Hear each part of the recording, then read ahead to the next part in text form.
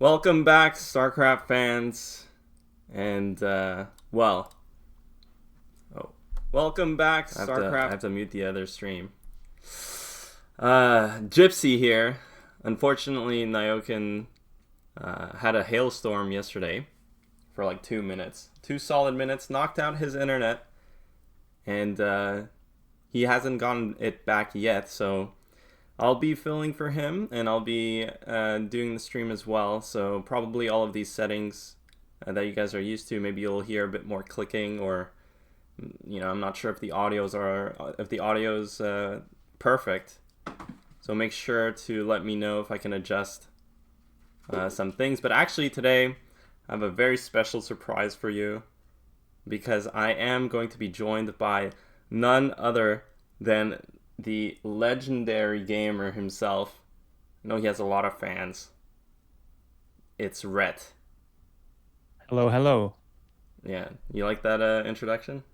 Yeah, very nice.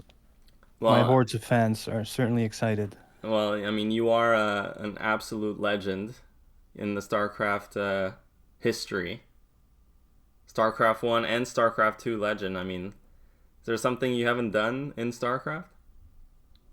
I have never won ASL. Okay. Or OSL or MSL. Well, you have been to Korea. You have played in Courage. I didn't win Courage either, but yes, I played Courage a few times. You've been a pro StarCraft 2 player.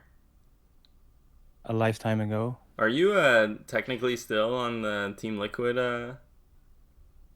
No, roster? I'm not on Team Liquid. Okay. I still have my Liquid Forum account, so there's that. Yeah. And you got the horses on that. Yes. That's pretty impressive. Well, today, guys, it is going to be the second round of 4 here, the second semifinal. Yesterday, we saw Sharp take a beating rather from Hero.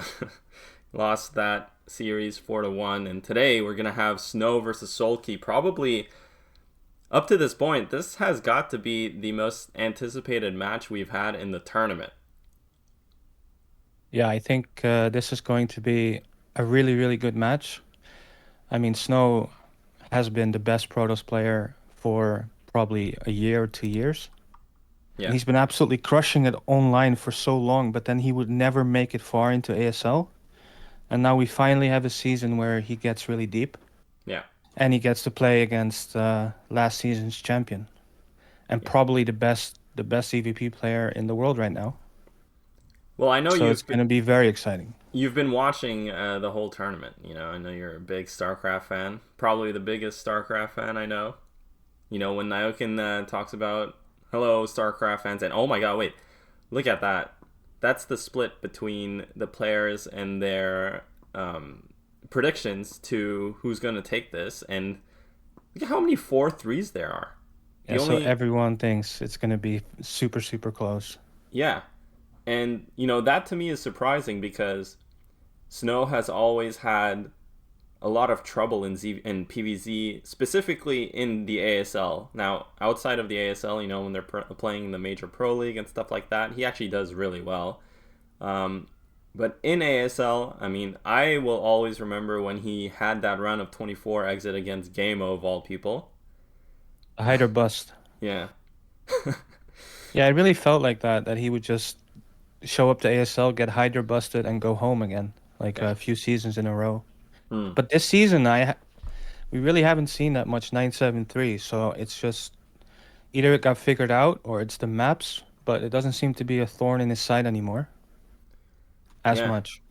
And, well, we're going to the actual intro of the ASL. It's funny that they have this segment now before the intro, which I don't really understand why, but anyway, the intro is pretty cool. What do you think about this intro, Ret? It looks kind of post-apocalyptic. Yeah. Like we just had a nuclear war or something, like that new series, Fallout. Oh, yeah? Have you played the Fallout games? Actually, I haven't. I'm sure you have, though, right? No, absolutely not. There's a game you haven't played? Yes. A very popular one at that? Yes. That's surprising. Well, I don't play bad games, so You're the Omni gamer, man. You got to play those games. I'm still waiting for you on Helldivers. Yeah, I actually I played one game and then I never touched it again. I'm very proud of you. You didn't even refund it, man. You just have it there. I didn't even buy it. I got it through like family sharing from my brother. Because I saw, like, I was looking at my Steam and I saw you have an achievement on it. I'm like, oh my god, did you actually buy this game? There's no way. No, no way. Yeah, well, whatever. Well, I know you. You only played 2 games, StarCraft and Lineage. And some Civilization on the side. Oh, okay. Damn, we should Sometimes play. Yeah, Football Manager, but that's pretty degenerate. Yeah. Well, you know who else plays Football Manager? Who does? Jaedong. Ah, of course. I He's think a big Arsenal fan. Yeah, I think so. I think he had like some Football Manager streams at some point. So I know you want to follow him in StarCraft and in life. I mean, who's your role model, let's say, out of all the players? As a player, I mean, yeah, it would have to be him. I mean, Yeah. he was at his peak when I was, most active in the StarCraft scene when I was trying to be pro. So. Yeah, and I know you're a big Jaedong fan. You're always telling me that I should stop hating on him, and I should be worshiping him as the next We coming. go as far as worshipping, but you got to give him the credit where he deserves. Yeah, he definitely deserves it. He is the best Zerg of all time, wouldn't you say? 14 years ago or 15 years ago. Wouldn't you say he's still the #1 Zerg of all time? I mean, it's got to be Soulkey. In this current moment of time, but when you... No, but I mean, even in StarCraft 2, think about that. StarCraft 2 is not relevant to this discussion we have right now. Well, Jaedong had like, he was the best Zerg for like 3 years. Soulkey's been the best Zerg for a million. Jaedong was the best Zerg at the peak of Caspa when there was the most prestige, the most money. Everything was televised and Budor was at its peak. So, and it's not like he's bad now. It's just he's been unlucky in ASL, but. Damn. So I see that after retiring, you've become an expert pundit, and I respect it. You remember? What did you think about that Team Liquid? You know what I'm gonna ask about the GOAT list of StarCraft 2. Yeah, I didn't necessarily agree with that. Yeah, I know you probably had your big opinions. Were you furiously typing in the forums? No, I didn't partake. Okay. I only shared my opinion when he put MVP higher than Dark, which I didn't agree with either. But damn, yeah, that's kind of putting MVP up there is like kind of like putting Jaedong up there. Yeah, for sure, man, for sure. Jaedong is such a has-been. No, I love Jaedong. I just like I like skewering with you. But today, man, it's gonna be really exciting. I really want to see. Snow, I think so far has had the most dominating performance out of all the players, in terms of if you look at his games and how they've went. But he hasn't. Has he played a PvZ this season? I don't. I think he played one game against Action. Yeah, that sounds in right. the round of 16. But I don't really remember the game, to be honest. Do you? No. My memory is so bad. I think he's just out macroed him. But yeah, Snow this season has been just amazing. Like he showed us something that I didn't even think was possible, where he dodged the tank volley with the Reaver. Yeah. And just his micro is like on a level which I don't think I've ever really seen before. He's just so good with his units. It's really crazy to see. Yeah, and I think his performance against Bisu was just incredible. He crushed him. He was just better in every aspect. Yeah, it really. The way he uses his units is just incredible. Like, he just gets the most out of them in such clever little ways. It's really cool. Yeah, well, that's that's what I was, saying. Or to me, it seems like we're getting into this. You know how before everyone was, like, before the idea was just about bringing all your units together and attacking, right? And just making sure all your stuff is together. As we're gonna get into these highlights, but whatever. Let's just talk about it. But you know how Bisu just had all this APM trying to move all his units, and then Snow is the type of player that he doesn't really care about that. Like, he understands how hard it is to move all your units in the game, and he just instead kind of sits there and goes for skirmishes. Yeah, and the Reaver is kind of a perfect unit for that type of thing. Yeah. Because you can get maximum value with a speed shuttle very easily. But it kind of seems like we're getting into that kind of phase now in StarCraft, where it's not anymore about maxing your supply and just A moving, but it is about skirmishing. Like, you see that in PvZ a lot. Well, in all the Protoss matchups for sure. But even in the other matchups like TvZ, I guess TvZ has kind of always been like that. Yeah, TvZ is very much like that, especially from the Zerg side. Because, with a Defiler and a Lurker, you can stop 1,000 Marines. Yeah. With a handful of mutas, you can do so much work if you're good at them. Yeah. I don't know if Terran has something like that though, other than raids. Yeah.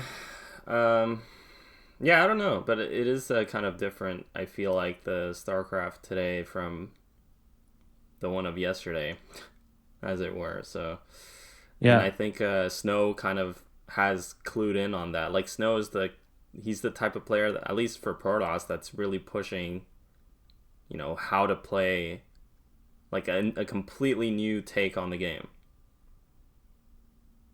Yeah, definitely, probably the highest level Protoss there's ever been, right? I can't think of a time where even Bisu at his peak or best. I mean, he's definitely ascended to like a whole new level. I feel like Snow already online, but now finally showing it offline as well. Yeah, and again today I think is gonna be his the big test. I mean, he has two big tests, man, because even if he makes it out of today, he's gonna have to play hero.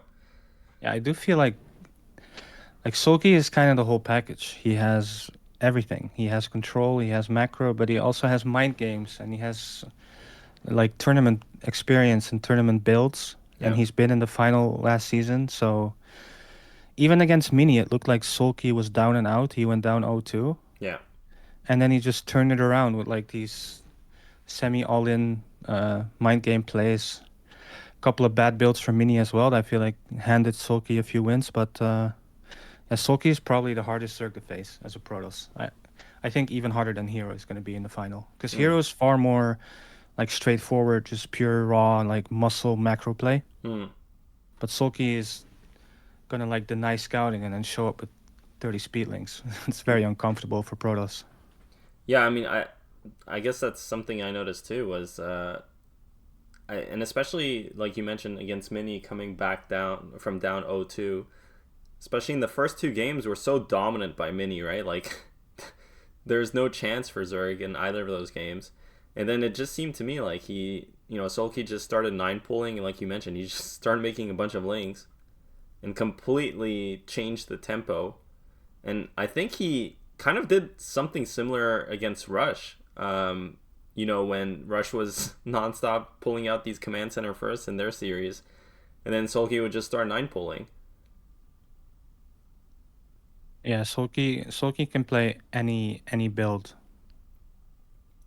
for any situation, and then he gets into these games where it looks like he's down and out, and he just hangs on, and then he somehow makes plays. Especially in the late game with the filers, he's just amazing at it. Well, you can see the stats here. Snow, 40% win rate in PvZ. Again, the big question mark. That's ASL only, though, right? Yeah, that's ASL only. If you were to look at his online record, he would have like 70% probably or more. I think in the spawn games, there's actually no one that has 70%. They're all like, the highest win rates are over 60%, but I'm pretty sure Snow, I haven't checked, but he's definitely around 60% over 60%. Snow PVT must be 70% though, right? Like, yeah, I mean, we could check, but I can't do that without screwing with the stream. So looks like the history is heavily in favor of Soulkey, 5-1. Yeah, and well, this was the last big run Snow has had in Season 5 and Season 8. Season 8, of course, is where he lost to Flash in the finals. In the final, yeah. And Season 5 is where he lost to Snow in the finals. Sorry, to Rain in the finals. And that was when that was after he beat Flash in that epic series when the third world was a map basically and Sparkle. And I mean, look at in comparison Soulkey, how many deep runs he's had. Like, he hasn't missed a season of like he's minimum round of 8. Yeah. Like that's like his low point. Like he never doesn't make round of 8. It's actually insane. Just season 11 I'm seeing here where he didn't make round of 8 apparently. And then before season 10, I guess he was having some difficulties. But since season 10, man, like, this guy's just been there. He may have been in the military before, because he's missing season 5 to 10. I don't know what happened there. Yeah, that's right. That's right. I think he was, that was the time where he was in the military, right? It's gotta be. Yeah, there's no way he would just drop out. Yeah. Yeah, so Soulkey, I think, has just been the best Zerg of the streaming era. I mean, of course, for a while, Queen was doing really well, and Queen won 2 ASLs. But Queen just dropped off, man. Like, I think he, I don't know if, I think he probably suffers from the success, you know? Like, he won ASL twice. Like, what more does he want to get, you know? Yeah, it seems really hard for these players to keep their form up, but Soulkey has done really well with that. Yeah, and Soulkey was really good in StarCraft too. Soulkey was really good at the end of Kespa as well. Just hasn't had those tournament results. Maybe it was a bit too early in his career for him to have that. I think he was like 18 years old at the end of Kespa. So those players like him, but also Innovation and Rain, they were just about to break out, but then StarCraft 2 happened. Is he actually? And then they got really good at that. Do you know how old he is? I don't wonder. Snow is actually younger than me, but he's 93. I think Soulkey is about your age. He's 32. Okay, so he's older than you. That's Jaedong's age. Well, he's December, so end of the year. But yeah, he's like 2 years older than I thought. All right. From 1991. Predictions. Yeah, I'll go with Snow for 2. You've been hyping Soulkey up this whole time, and you think Snow's gonna win? Yeah, I love Soulkey, but I don't really want a ZVZ final. Yeah. So I gotta root for Snow here. Also because I feel like Snow has really deserved it. Yeah. I feel like some of his previous ASLs where he got knocked out, it was really unfair, and he's been so high skill level. I think he deserves a final, and Soulkey's won enough. Okay, well, I guess I'll go with Soulkey 4-2. Right. Yeah. I think I kind of agree with you, man. I really want Snow to pull. I guess my heart, I don't know if as casters we're allowed to be biased, but I think my heart wants Snow to win, of course, but at the same time, I think this is his proving grounds. He has to show that he can take on a really strong Zerg in a tournament setting. And, I mean, because even if he makes it through here, he has to make it through Hero, who statistically is actually slightly better than Soulkey in the ASL, so... Yeah, it must be really comfortable for Hero. He gets to watch these guys play, and then if Snow wins, he's just watched him PvZ in like 7 games or 6 games. Absolutely, so... Let's get ready, guys. Game number 1 here is going to be on Neo Dark Origin. Snow versus Soulkey in semifinal number 2. Let's get into it.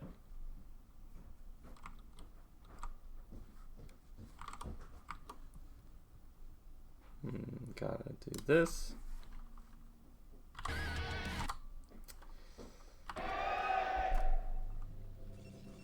And turn this down. Unfortunately, because Naokin usually has the restream, the official restream, but I cannot have that, so I have to turn down the Korean casters. Let me know, guys, if it's okay, if you guys can hear us well over the Korean cast. But top left we have Snow, bottom right we have Soulkey, and well, Soulkey already kind of happy he spawned on the right side, because that means his mining is slightly better. Yeah, finally we have a non-Terran player here casting. We'll have to see what he opts for here, but it looks like a pylon scout from Snow, so it's most likely going to be a very conservative forge expand. Yeah. And that's kind of good for him, because it looks like he's going to be playing against a 9 pool, so he can just make a forge, drop 2 cannons, and be already in a good spot. I mean, this to me is already interesting, because Snow, he is a gateway player, you know? Like, he's so good at gateway expanding, at putting on pressure. And the fact that, I think he pioneered kind of a lot of the gateway, like, super standard openings. Like, he would just go, you know, just constantly expand and micro his zealots perfectly and hold all of the variations Zerg threw at him. But this time around, the first game, coming prepared with a forge expand, and like you mentioned, like, is this as a Zerg player, would you rather be facing a forge expand or a gate expand with a 9 pool? With a 9 pool, the worst thing you can play against is a forge expand, because you're gonna make 6 links, they're gonna make 2 cannons, and you're just gonna be slightly behind. Like, overpool against forge expand is much better, but it looks like he's actually actively hunting this probe, and it's getting very low. Nice micro there from Soulkey. Yeah, that would but just to talk about the openings, I wonder if the series against Mini comes into play, because in that series, in the first game, Mini went for a 12 Nexus, 12 Forge, and Soulkey got absolutely crushed. Yeah. So maybe he was thinking, I don't want that. Look at this probe. It's actually hidden. Yeah, he is double scouting in a sense. I mean, I don't know. Okay, he's actually going to cannon rush. Have you ever seen this, Ret? No, this is crazy. Like, he sent out that second probe, the Overlord missed it, and now the hatch doesn't have vision, so Soulkey has no idea this is here, and he's not going to see the Nexus either, so he's going to have no info. So unless he actually checks for that position, he's not going to have any idea about this. I mean, Snow's absolutely crazy. I've never seen a cannon rush get executed into a 9 pool. Against into a 9 pool. But now the probe is dead, so now we've got to see what he's going to do with these links. If he's going to go straight towards the Protoss base, then he's probably going to lose. He's going to scout for something. He's going to check. How does he's going to see it. What? Yeah. Well, Soulkey sees there's no double cannon at his nat. Yeah. And also, if he would go straight towards Protoss base, you can't really do anything, because there's a cannon, so you might as well scout. So this is now really, really bad for Snow. His Nexus is late, his cannons got cancelled, and Soulkey is off to a fantastic start now. Dude, that is actually probably the craziest sequence. And look, straight into a lair. This is the craziest sequence I've seen the entire tournament, really. Yeah, and he's also got 8 links right now. He's once again scouting on the map, but he could even do something like a run-by, because like you said, there's only 1 cannon. Looks like he finds the probe. Well, what do you think about this lair? I mean, is this...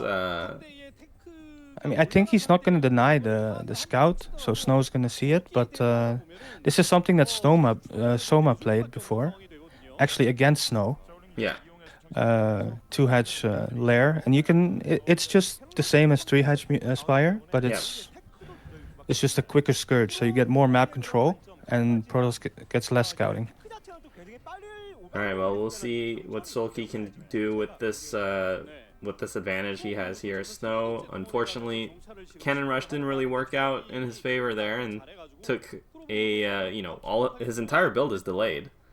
And I think in this particular early game with the really fast lair, I think he has the option to kind of go all in with this. Also because he denied scouting now, and Snow has no idea. That's so many links. He's gonna pressure. Yeah, I think he's gonna try and go for a kill move here against the wall, possibly. But it looks like Soulkey's also bringing a couple of these lings up to the top right. Actually, those lings can eventually kill the cell, the prison, if you have a bunch of them. Like, I don't know how many prisons there are stacked there, but the hybrid or whatever that doodad is. It's a lot. I think it would take a very long time. But it looks like he's just banking them up, hoping for an eventual Protoss move out with the Zealot and then catch him off guard. Because against the wall with 2 Zealots and a cannon, he's not going to do anything. So he needs the Protoss to leave his base, and then he's going to try to come in. Yeah, that's surprising. I mean, does he have 2 cannons? It's just 1 cannon. I thought he would just slam these lings into that wall, but... Oh, dude, maybe it's drop. Oh, it is drop. Look at these slow overlords. Yeah. It's going to be a link drop. This is crazy. I don't even know if he has a Spire then, right? Like, that's... Drop is like the same cost of a Spire. 200 gas. Yeah, 200 gas, 200 minerals. It's quite expensive, but... Well, he's also mining... Actually, he's mining double gas, so there's... For sure, he'll drop into a Meadow follow-up, which is insane. Yes. Yeah, this is typical Soulkey in a tournament, man. Like, he's known as, oh, the Sarah is gonna go scout it. No, he doesn't see anything. Dude. And the 2 slow overlords make it into the main, but there is a cannon there, even a second cannon. If the second cannon finishes, I think he has a real shot of not taking too much damage. But I mean, and the mutas are already being made as well. This is crazy. Somehow now he sees there's no drones. Somehow Snow has some inkling that something's going on because he's just spamming cannons without seeing anything, and. Well, he's right, but is his defense strong enough? Lings get unloaded here, and they're going into the main. 2 cannons already finished. The first cannon's going to go down for sure, because there's no probes to block it. But the second cannon is still alive. He does have 2 Corsairs, but remember, a bunch of Mutalisks are on the way as well. And, oh, dude, this is the craziest game 1 I've ever seen. Yeah, it looks like he's going to actually have a perfect defense against this. The Lings don't do anything. The Stargate survives. The Ser survives. And now he's got Ser cannon against these mutas. He's going to go in. This is going to be a tough hold. It's 5 mutas focusing the cannon. 2 Scourges come in. Is there going to be more Scourges coming in? I think there's a few more in the back. Yeah. The cannon will go down. Only 1 Corsair, but another cannon just finishes on time, and there's another cannon warping in as well. Scourge trying to connect with the 1 Corsair, but look at that. Look at that micro from Snow keeping that alive. He had to manually target the Scourge with the cannon while running around the Ser at the same time. That was probably really, really hard to do. But miraculously, it seems like he does hold on, and he's alive for now. He's getting more cannons, and he's probably doubling the worker count or even tripling. So if he actually survives, then he's in a dominating position right now. He's got 4 cannons coming up. I think he's going to be fine. I actually cannot believe... I cannot believe Snow survived that build. He had no vision whatsoever. He's been behind from the opening. And that was probably one of the most perfectly executed, like, just even conceptually, because it's just so hard to stop the Lings from killing the cannons and then the mutas following up. So, Snow playing out of his mind to hold that. Yeah, showing really amazing micro as well as understanding of how Soulkey likes to play. Yeah. The fact that he defended that was just amazing. I feel like any other Protoss would have probably died. The only information he had, I don't know, with his scouting probe, he kept it alive for a long time if he saw gas being mined really early and he saw no third base. Yeah. So I guess those were his cues. I mean, it's hard to... That's what's amazing to me, Ret, because I really don't recall him seeing much. I mean, I think he knew it was 2 hatch. And then his Corsair saw 2 Lings. I guess his Corsair also saw the 2 Lings, and then he did see that there were 6 or 8 Lings in the beginning, so maybe he was wondering where the other Lings were. And at the same time, it's possible to mine out the back. I don't know, but he started the cannon so early, dude. Like, so early. So he had a sick read on what Soulkey was playing. It looks like Soulkey is going to come in for another punch, but there's 4 cannons here and like 6 Corsairs. A lot of Scourge. Let's see if these will connect. Oh, they all connect, actually. And that was a 6 spread as well. Dude. Yeah, that was a good connection, but there doesn't seem to be enough mutas. There's only 3 left, and 2 cannons still alive. There's 2 goons as well, randomly. Yeah, and, well, Soulkey, he's smiling. He knows that's it. He has no drones whatsoever. There's no way for him to continue this attack. There's no way for him to... GG. GG gets called. No way for him to continue anything, man. That was a sick first game. What a crazy first game, yeah. I just can't believe all of that happened. This is actually probably the best game I've seen in this season. Like, especially you got to think of it in this way as well. Like, the players know the map order from I don't know how long. Like, they have at least a week to prepare on it. So you know they're coming into this first map. Well, every single map really, but especially the first map is the one that's the most thought about. It's probably the most important in the series, and Yeah, this is what we get. and that map was Snow's pick, so Yeah. maybe Soulkey went for that kind of play because he thinks the map is very hard in the mid game against Protoss, Hmm. which it is. But such a swing of momentum, like during the game. First there's the 9 pool, then there's the failed cannon rush, Yeah. which you would normally think that puts Protoss in big trouble. But then he somehow detracts from very limited info that he needs to make cannons, and he does, and he just barely holds on. And even during this attack, while the Meadows came in, he had to micro his Sair to keep it alive, and then click the cannon, click the Scourge, and he somehow kept it alive and survived. Yeah. Just crazy defense. Yeah. And I just can't believe he had the wherewithal to just add the cannons so early. He just had such a good read on what Soulkey was doing. Yeah, and if you do this, and the Zerg is going like economic play 5-edge Hydra, Yeah. you just can't win basically because you've sacrificed so much. So really good read by him. Yeah.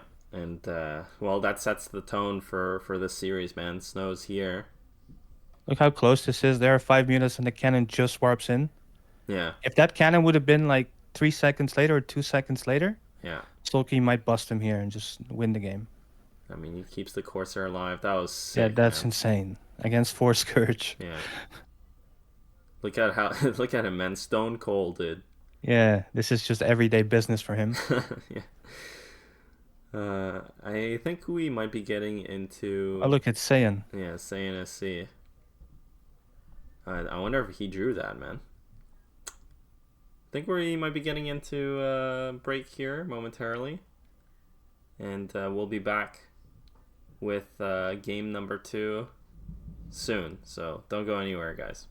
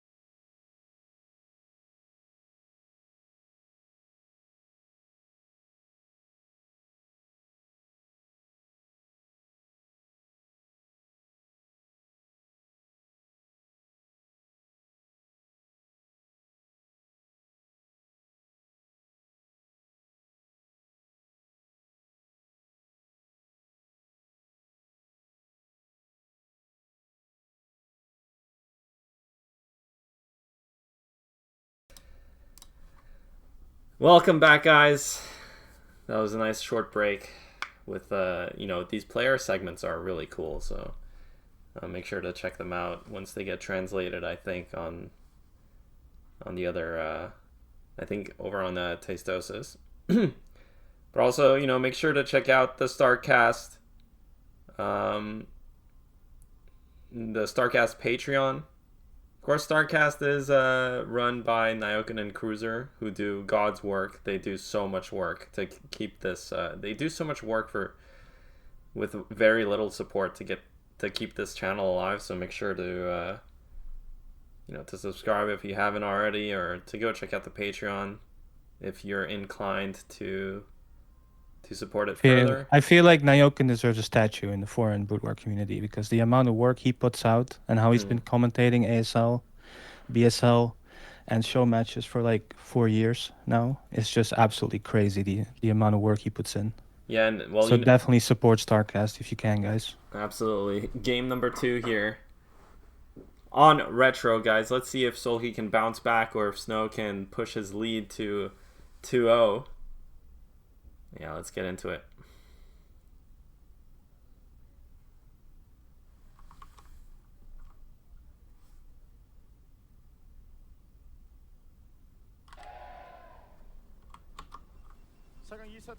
Bottom left, Snow. In the red, Protoss.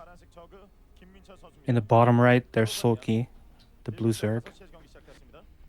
And already a little deviation we see, because the Overlord's going out to the front. Yeah, this what do you think this is? Do you think he's going to scout to the left, or he's going to check for the probe timing and then put down a 12 hatch? Yeah, I know you're asking me, you know, to be nice, but I'm a Terran player. I don't know any of that. You used to be a Zerg player once upon a time. Yes, of course. Yeah, 4-player maps. You can go check for the probe timing. But is that means he is thinking about a 12 hatch? I guess. I think that does mean that he would like the 12 hatch. Yes. And typically Protoss would scout top left first.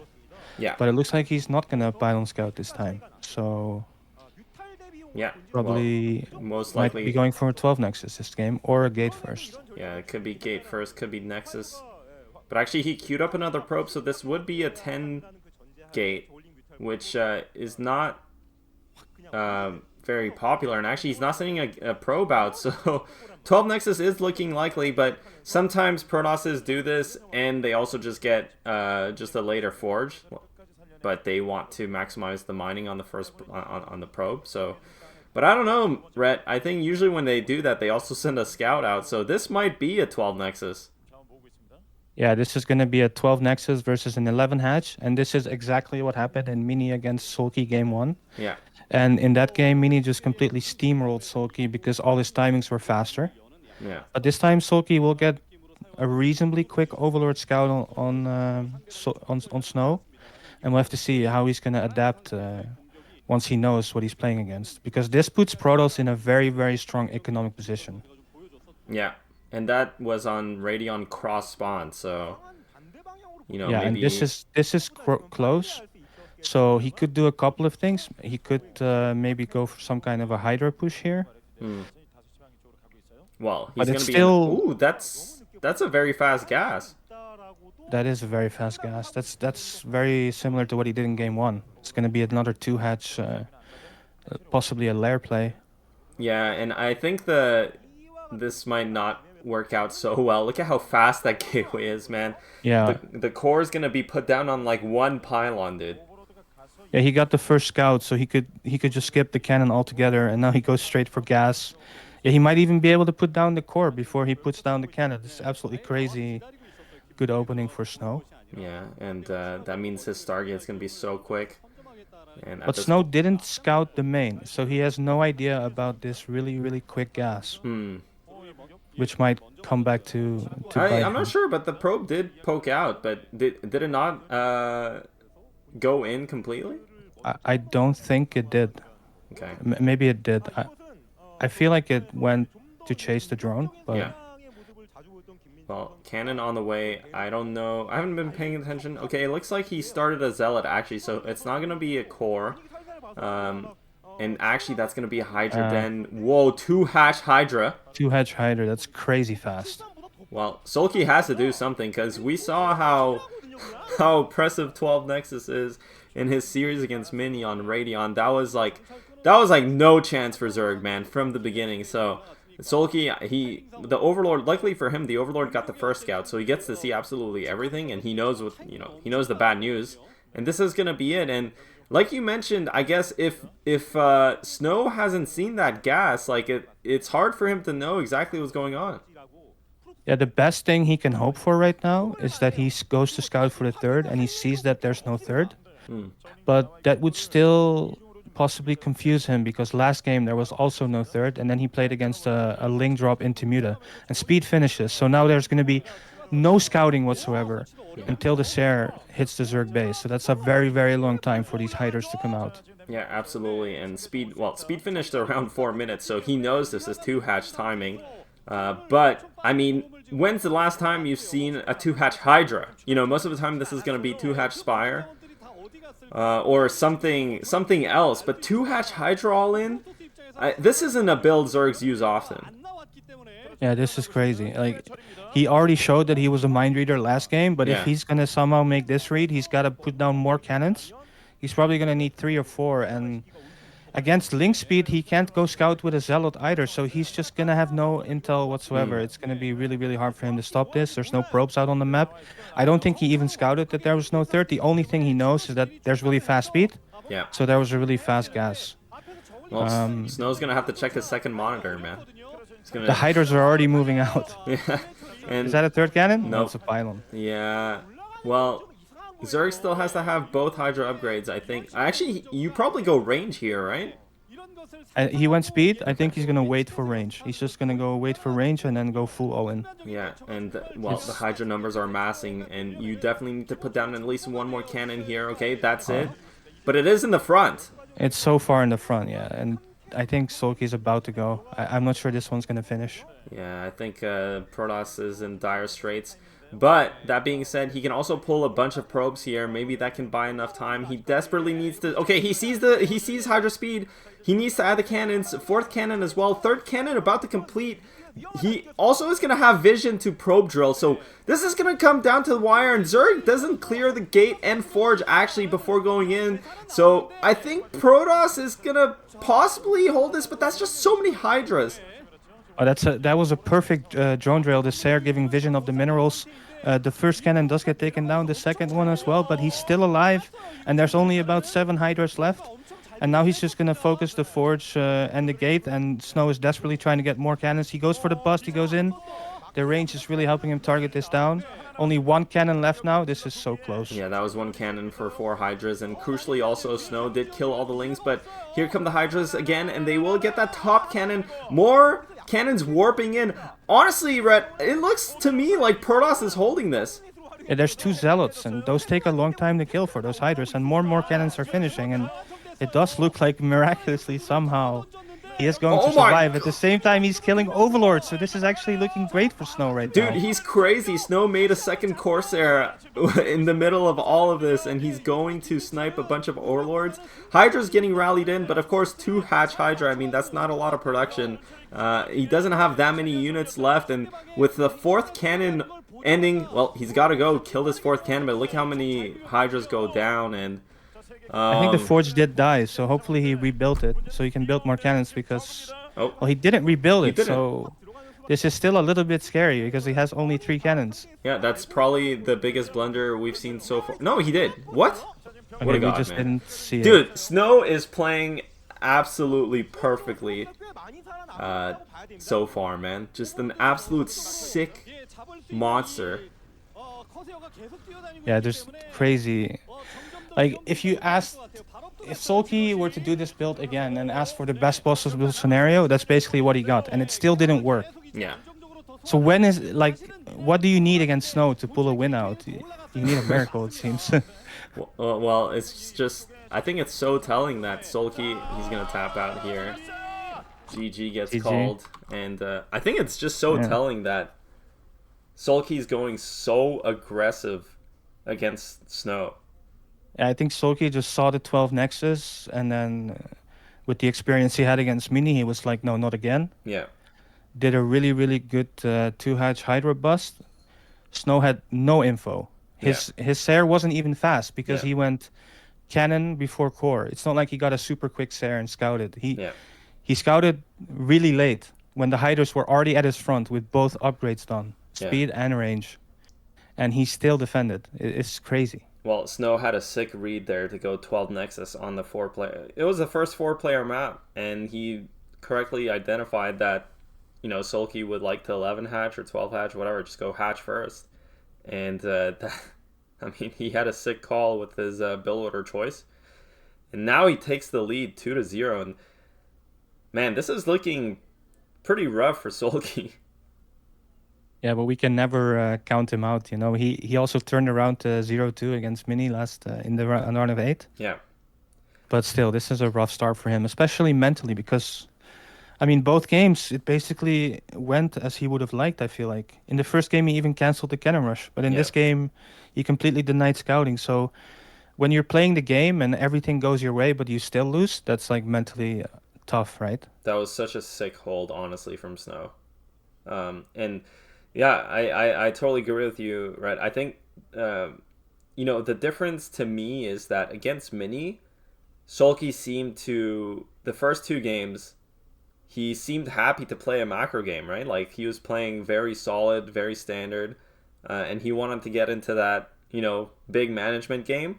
But against Snow, like, the first 2 games, he's already pulling insanely aggressive builds. So, like, we'll have to see if he continues down this path, or he'll have to basically swap tempos, but, like, in the opposite direction. Like, against Mini, he's like, okay, I'm just going to start making a bunch of units. And it worked because Mini was just doing all these crazy builds, and they were getting blocked. But now, what does Soulkey do? Does he just say, like, oh, you know what, I just have to play standard here against Snow?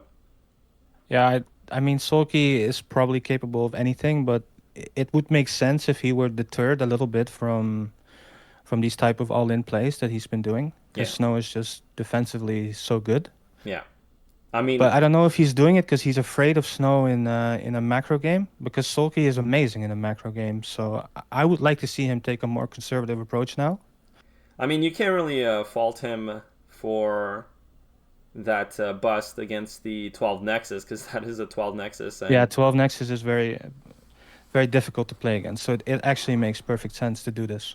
Yeah. Just in all his practice games, this probably worked. Like, I can't imagine this not working. Right. But against Snow, it somehow doesn't. I mean, that was a perfect defense. And like you mentioned, he had no information. I mean, he had the information that, well, he knew it was 2-hatch because the speed finished at 4 minutes, right? Like, there's no way Zerg can afford speed much faster than that. But everything else was just on a reaction. Like, he had 2 cannons, the third cannon. It was just crazy. So, but I've got to wonder, like, Dark Origin, like, you get that opening, you cancel the cannon. It was surprising to me, but it was such a well-prepared build. Like, I just can't even... I don't even understand how that build on Dark Origin didn't work. Yeah, the Sair completely didn't scout it.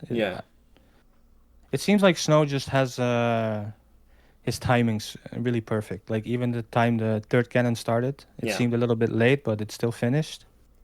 His play is very, very tight.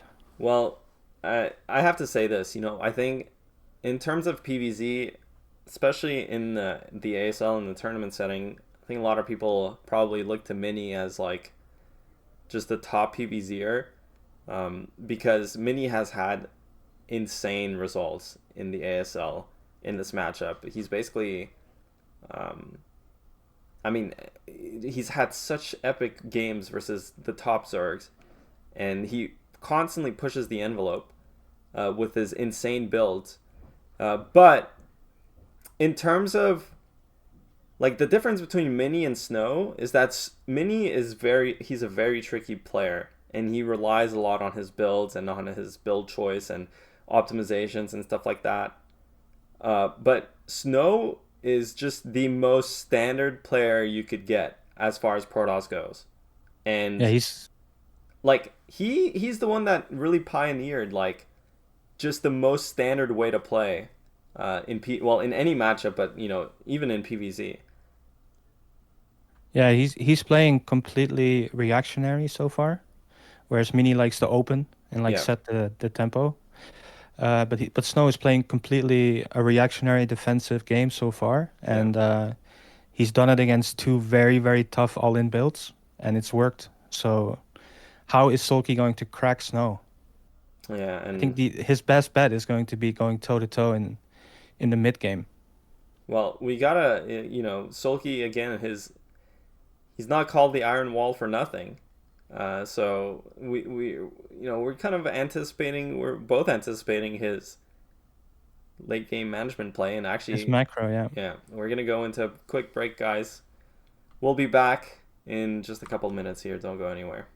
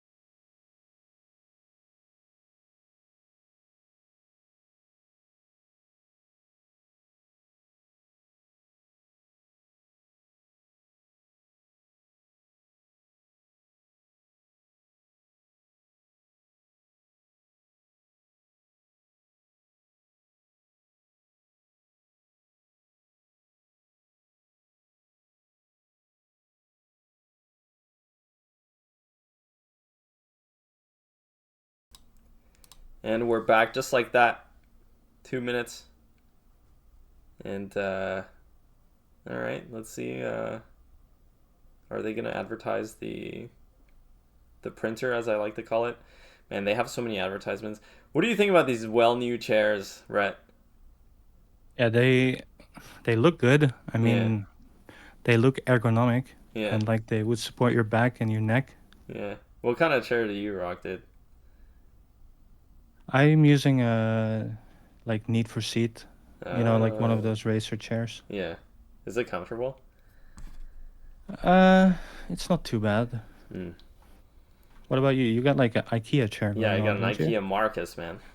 And The then OG. you beat the shit out of it when you get Yeah, angry. I smack it down, dude. Yeah. Yeah, when I'm not Poor happy, dude, I chair. just abuse it. It takes it like a champ. So it's a good chair. If it never falls over. I mean, Yeah. I've heard some disturbing sounds on your stream, Uh, like when that chair falling down, being smacked around. well, it's still alive, so I that don't should think be you would do like. that if you had a Well, well-new chair, though. yeah. Well, I think Well News should hire me as like they should make what's it called? A commercial with me shotgunning my chair. Did If it you? can stand the jib treatment, it's Yeah, definitely solid. yeah. Did you hear about you know how like when Korean streamers they smack they slap their keyboards or whatever, they like whatever, punch their desks or whatever, it's called a shotgun. Is it? Yeah. Do they do that though? I haven't seen that much. They do. I mean, they have a term, man. But apparently, Kaido was telling me that apparently shotgunning on Afrika is banned now. You're not allowed to do it? Yeah, it's a form of violence. I don't think I've ever done that. I just like to curse. Yeah, what's your rage, man? Yeah, you just curse? I just curse, yeah. And it's only really happening for one specific thing. If I'm playing CVP and a guy keeps sending zealots and I have enough links, yeah, but he keeps sending them anyways, and I have to like move command after them all the time, yeah. At some point I can't handle it, man. I'm like, please stop. Is that the only time? That's the most common time. 8 racks, you know, that's just a build. I mean, that if I can't defend that, that's up to me. But those move command zealots, and then the StarCraft 1 pathfinding and the AI is just so annoying to chase after. Yeah, I wouldn't get mad playing against Terran either because they're a free win. But let's get into it here, guys. Game number 3, Snow versus Soulkey on Blitz. Can Soulkey make a comeback here, start to make a comeback, or will Snow solidify his lead to 3-0? Let's get into it.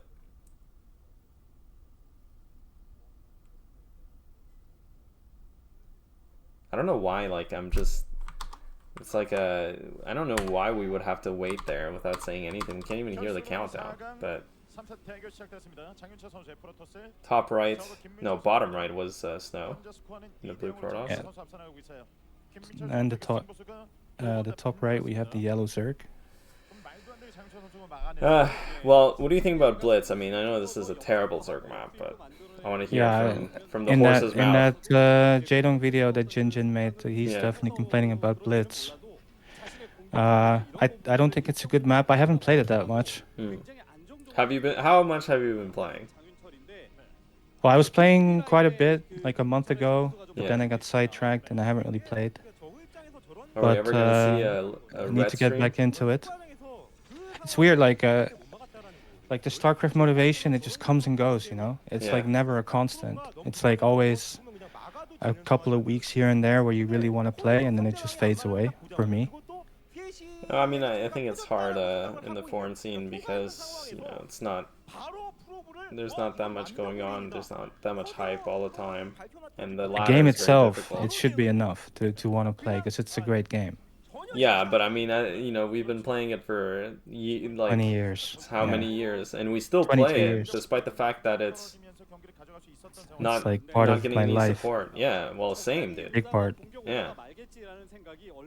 Yeah, but yeah, it still comes and goes. I'm gonna be 45 or 50 at some point, and I'll just be like, man, I gotta really play some StarCraft. Get on the ladder. Yeah, hopefully the ladder will still be running by then. Yeah. Well, I'm playing for my own personal enjoyment, not for the clout, but you know, you have your legions of fans, man. You're a very humble guy, man, but we all know you have a lot of fans, especially in Brood War. A lot of people would be happy to see you stream. You got Jip always telling you, turn on the stream, turn on the stream. One day you'll crack. I will. You think one day before you, before you die, you're gonna turn on the stream one last time? Yes, I will. I promise. Damn. That's crazy, dude. I'm hyped. Possibly more hyped than the Day 9 stream. You see Day 9? He had like 4,000 viewers. Was pretty hype. I like watching. That's gonna be you, Day dude. 9, talk about Brood War. Yeah, you like watching him cast replays of fake Jaedong? Yeah, no, like unironically, I do like watching Day 9 cast Brood War because he obviously doesn't play right now, or maybe not much, but for him it's also been a huge part of his life, and I do feel like he's always very passionate. Yeah. And he does really understand like basic concepts in StarCraft. Like he might not be up to date with the current meta, but he has a solid foundation. It's interesting to watch. Well, hopefully people. It would be more interesting to watch him play, though. But he doesn't feel like playing, I guess. I agree. I just hope everyone kind of keeps this game close to their heart and doesn't go away. But so far, I mean, this game, it looks like it was a pretty standard opening. Surprisingly, though, Snow did go for another Forge expand. And this seems like, from what I'm seeing in the game state, it seems like this was just an overpull. Yeah. And this actually looks like the most standard we've seen so far. We've got the lair coming up. He does make that at the natural. But this actually looks like nothing really crazy is going to happen in this game. Yeah. And this is cool to see, because I want to see Soulkey in a standard game. Of course, the map is going to be a tough one to play it on. Yeah, possibly the worst map to play a standard game on, because, well... Kind of, yeah. Yeah, Blitz, very good map for Protoss, because the third base is just so easy for Protoss to take. Like, and then this map gets split very easily as well. Like, just everything, all the features about this map lends itself to... Yeah, there's not enough bases for Zerg, and then those island bases are easier for Protoss to take than Zerg, so... Yeah. And there's just not enough bases for Zerg to deal with Protoss on 4 gas. And the Sim City at the natural is so comfortable for Protoss as well. Like, you know, Dark Origin, there's more chances to do like crazy stuff, and you know, the timing, the 11-minute timing against the Protoss third base, so much easier to execute on a map like Dark Origin. But Blitz, like, you just funnel straight into the Protoss arc. Like, there's no attacking that third base. So we'll see here what Soulkey has prepared. It looks like that's a Hydroden and no lair, unless he made the lair at the net. I wasn't paying attention. I think it's a Spire. The lair is at the natural. Okay, never mind. And that's a Spire. So it's completely standard 3-hatch Spire into 5-hatch. Notice how far away Soulkey's overlords are already from Snow's base. He didn't even scout for a Stargate. Yeah. But he just pins him on a Stargate and starts bringing his overlords to safety. Yeah. Which, if you do this on the ladder, you're gonna run into people doing like a no Stargate Citadel build, and it's gonna be hard to deal with. But yeah, of course, Snow always gonna play the Corsair. Yeah. Probably. And now he's gonna try to find the first overlord, but he's not gonna get it. Like, this is one of the first key points in the game. It's like, how many overlords is the Protoss gonna kill? Yeah. If he gets 1, I think it's good for Zerg, but if he gets 0, which might happen in this game, it's gonna be amazing for Zerg. Yeah, well, looks like he does find one. Starting to work on this, but you gotta guess that these Scourge are on the way. I think he's probably gonna get the 1 Overlord though. Yeah, he might get the 1, but that's still pretty good for Zerg. And actually, I don't see a Hydra Den yet. Yeah. Yeah, it looks like, and he's already mining on the 2nd gas actually. So it looks like Soulkey most likely is gonna play something like Meadow into 6-hatch. Yeah, he's probably upgrading carapace right now on the air. Oh, there he goes. He spent all, you know, he just spent 500, so 5 Meadows on the way. And I mean, that's very standard these days, right? Like, there's it seems to me like Zergs, they've completely abandoned that 5-hatch Hydra upgrade into 6-hatch. They're just all going this Spire 6-hatch, right? Yeah, it is really common nowadays to see this. And typically at like about 7 minutes, that's when the speed zealots hit. So these Meadows are perfectly timed to deal with those initial zealots. And I think what it gives Zerg is just a lot of map control and safety against zealots. And now Protoss has to wait until they have enough Sairs to deal with these Meadows. And then Zerg can go safely into 6-hatch and more drones. Actually, to me, it seems like Soulkey is playing super aggressive, and behind this, he also has Hydroden and Evo Chamber. It's not that 6-hatch, actually. Snow opted to go for a very fast Templar Archives, which is also something that you don't quite see. You know, the standard +1/+1 build, +1 ground weapons, +1 air weapons. Usually, Protoss is going something like 1 gate into 3 gate, bunch of zealots. But this Templar Archive super fast.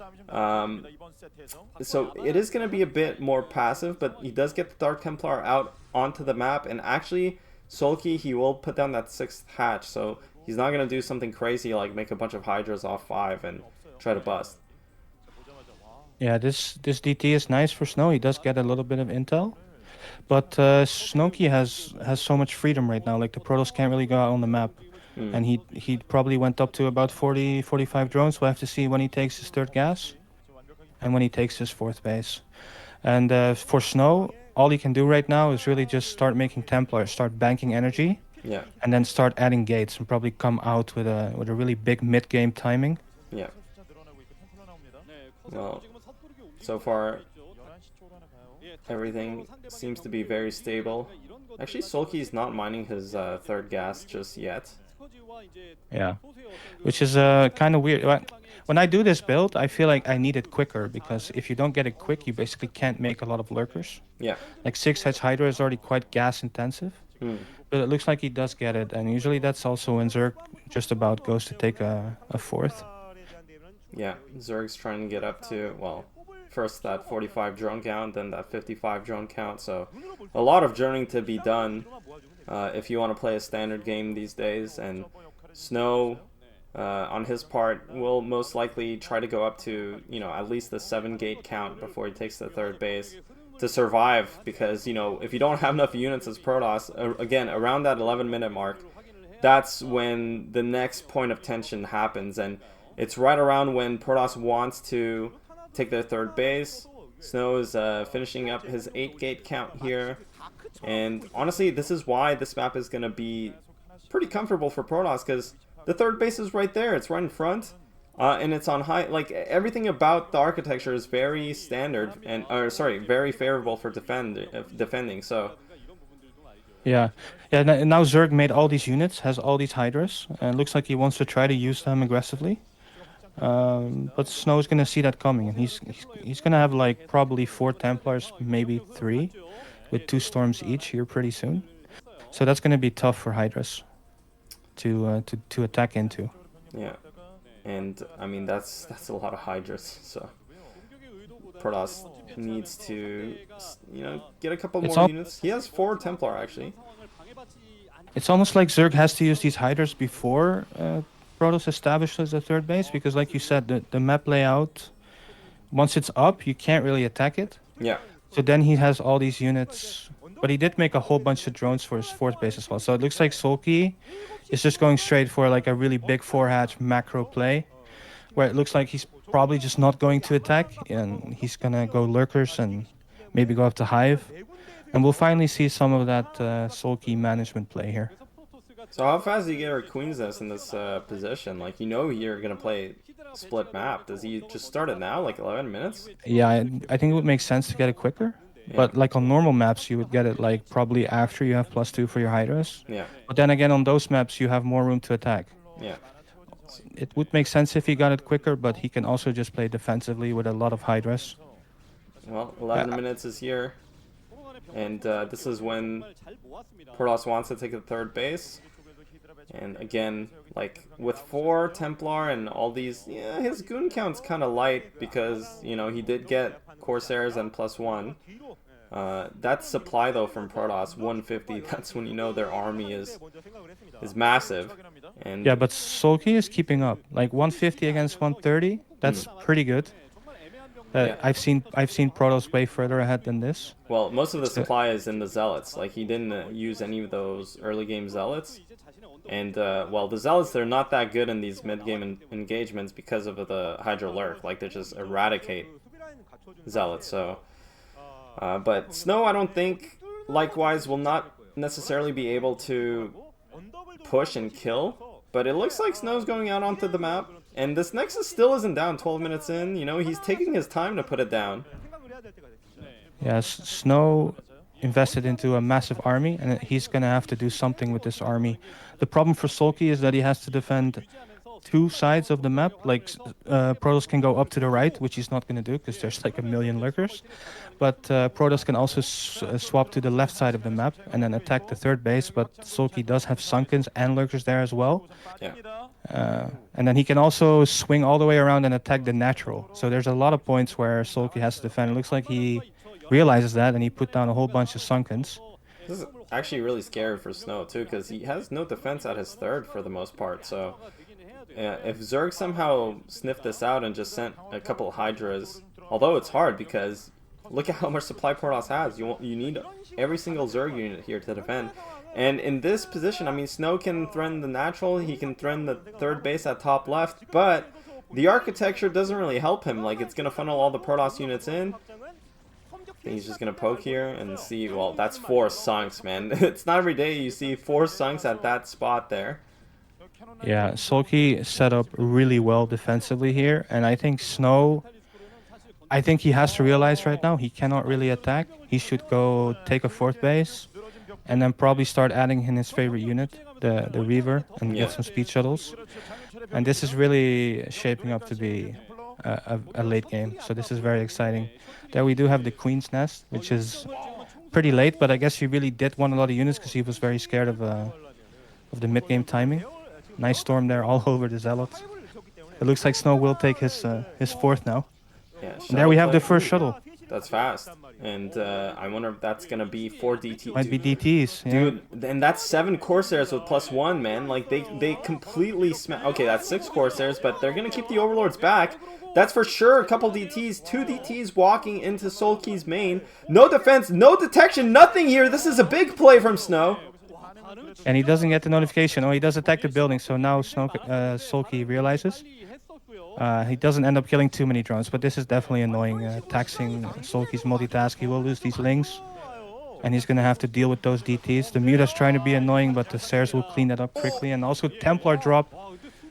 Wow. Well, 2 drones. Okay, well, this is actually insane. That was a double Dark Templar drop. And okay, Soulkey's already unloading into the island to try and expand there. Dude, Soulkey honestly defended brilliantly. I think that could have went completely south there for Zerg. Like the 2 DTs in the main and then the Templar drop at the 3rd base. But somehow Soulkey's so quick to evacuate the drones, takes absolutely no damage. At the same time, Snow defended bottom left from those Mutalisks. So he does have that 4th base. Snow's going to get a couple of trades on top of these Lurkers. You know, 1 Dragoon shot, 1 Templar, well, 1 Storm kills the Lurkers. And he just wants to shave this, a couple of these Lurkers off. So if ever, he kills too many, he can bust here. But, man, you were talking about how the island's a bit easier for Protoss to take, but it looks like Soulkey just investing so much into taking it early on. Yeah, I think Soulkey had this plan all along for this map. Getting the super quick drop, dropping all those units on the islands. If he does manage to secure those bases, all of a sudden he has, 3 extra bases or 2 extra bases on the Protoss. So then he actually does have a chance to win the late game if they split map. So that island might be really important later on for Snow to do something about. But also the fact that he has drop, now Snow has to make defense against drop. And Snow here just trading. He can't really go up here, but trading out energy on Templars for Lurkers is good. So they can regen more energy once again. Yeah. He is actually putting a dent into this defense. On on 2-player maps, the one liability Zerg has is when it gets completely split. Like if ever the game state is that both players have the same amount of bases, Zerg loses 100% of the time. So for Zerg to take mid-right here, and that's a lot of resources, that's definitely way more resources than the mid-left base. So even if Snow somehow expands and takes, 9 o'clock, I think Soulkey will have just enough resources to outmuscle him in the super late game. So we'll see. I mean, both players are maxed, and this game isn't ending anytime soon. Yeah, both players are maxed, but the fact that Soulkey has 5 Lurkers and 16 Hydras on the island does mean that his army out on the map is a little bit smaller. So that could get scary if Snow decides to bust a weak spot. Dude, is this PVZ or is this PVT? Because that's 3 shuttles loading up. I wonder if he's going to try and actually harass the island, but that's just way too many units there. He's going to try. He's going to fly into Sers. I wonder what's in those shuttles. Zealots. This looks like it's PVT, man. Just carpet bombing the Lurkers and storming on top of them. And actually, that does a lot of damage. I'm not sure if the Nidus is complete on the other side. And Snow has to reload these shuttles. He does have shuttle speed, so they can go back really quickly. But it looks like Soulkey's holding on for now. Double robo. Yeah, very, very important that Soulkey was able to defend there. Now the Nidus is set up. He's adding more Sunkens. Looks like Snow is going to try to drop again. But this is a really crazy game. Now Soulkey moves out to take the mineral-only base. But I feel like Snow really has to do something about that island. Yeah. Or he's going to be in trouble. Well, this is a storm drop. Does he kill any Oh my god! Dude, drones aren't like SCVs, man. They just instantly get clipped by that storm. And somehow the Scourge actually dodged the storm as well. Yeah, that was a lot of drones, but since Soulkey is maxed, he can just easily replenish those real quick. Yeah. And I think it's time for him to start making some plays with Plague, Defiler. We haven't seen him throw down too many spells, but he's really known for that. So I'm looking forward to see him use the Defiler. Here on the left side, it looks like Snow is posturing up to possibly go attack there, but it's so many lurkers. Dude, this is the craziest macro PvZ we've seen in a while here. Like, literally full split map, full saturation. Like, there's no time Zerg ever feels comfortable playing against something like a 5-base Protoss, but, I mean, Soulkey's doing it here. That's a lot of Protoss units. Like you mentioned, he has Defiler, so Plague is going to be really an issue at some point for Protoss, and it just seems kind of hard for Snow to attack anywhere. Yeah, it's kind of crazy. Like, you look at this map and it looks like a Zerg weakness, but Soulkey kind of took the Zerg weakness and turned it into a strength, because now it looks like Protoss is sort of like, where does Protoss go? He can't run up that ramp. He can't run up the other ramp into the Sunkens. The island's really well defended. Well, like, Snow has to take the left expansion and maybe try to go for something like 6 Reavers or 8 Reavers. But now he's going to get plagued, and that's just probably going to keep happening constantly. Yeah, and that shuttle actually has no shields either, so it's in one-shot territory here. Well, Snow, it's not very often that you get to use Reavers in PvZ, and we all know how good Snow is with his Reavers, so that could be a possible advantage for him. That Storm is going to be annoying for Soulkey to deal with. Yeah, we'll have to see the Reaver God come out here. Yeah, and well, now the Ling harassment is commencing. But, you know, at the same time, I mean, Zerg's kind of not really doing anything either. It's very hard for Zerg to attack. He has so much supply tied up. Well, now he has a Nidus, so he can freely move his units about. But Soulkey hasn't really done anything. He's just kind of sitting there and defending. He just sits there, man. Yeah, he just sits there. Well, not in an arc, but in whatever this is. Oh my god, dude, these Reavers. Yeah, once the Reavers are plagued, just sending small groups of Hydra Ling can do really well against them, and it does look like the Reavers get taken out. Yeah. And this is a big problem for Snow. Like, the fact that there's a ramp there, there's defilers on it, so anytime he moves, he'll get plagued. Really tough for him to do something. I don't even know what to do here, man. I don't know what anyone does. I mean, like, you can't make carriers because Swarm just beats that. Yeah. Like, you kind of have to muscle your way through with Reavers, but then Plague is just so good against that. And like, it looks like Soulkey's getting on the aggressive now, pushing forward all the way into the middle of the map. And this is kind of the Zerg Imba, right? Like, the Defiler is so strong. Yeah, I mean, Zerg units, when they have full upgrades, not just the Defiler, but the Zergling in terms of its efficiency, right? Like, late game, Protoss is weak because all of their units are 2 supply. And they're nowhere near as strong as, like, the Zergling and the Hydralisk.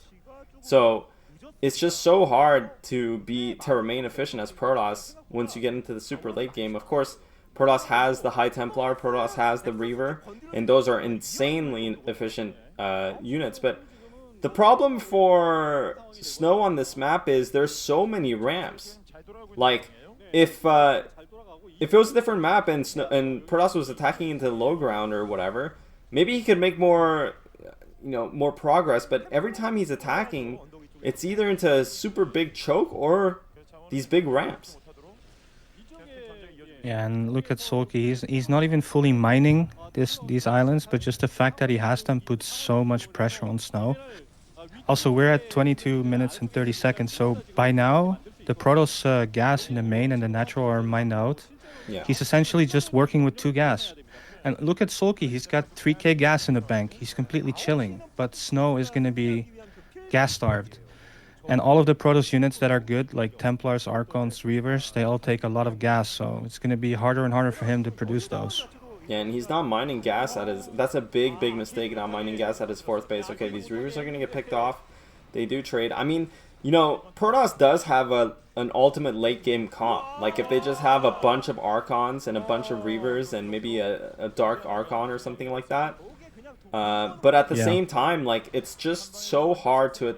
There's no composition that just A moves through Lurker Darkstorm. Like, you're going to have to siege it with Reavers first because, you know, the Archons are strong, but they also kind of suffer from the same problem Zealots do in that they clump up and they get they get splashed down by Lurkers. So, but without that fourth gas mining, like, he doesn't have any gas, man. Like, his composition, he's still making so many Zealots and Goons.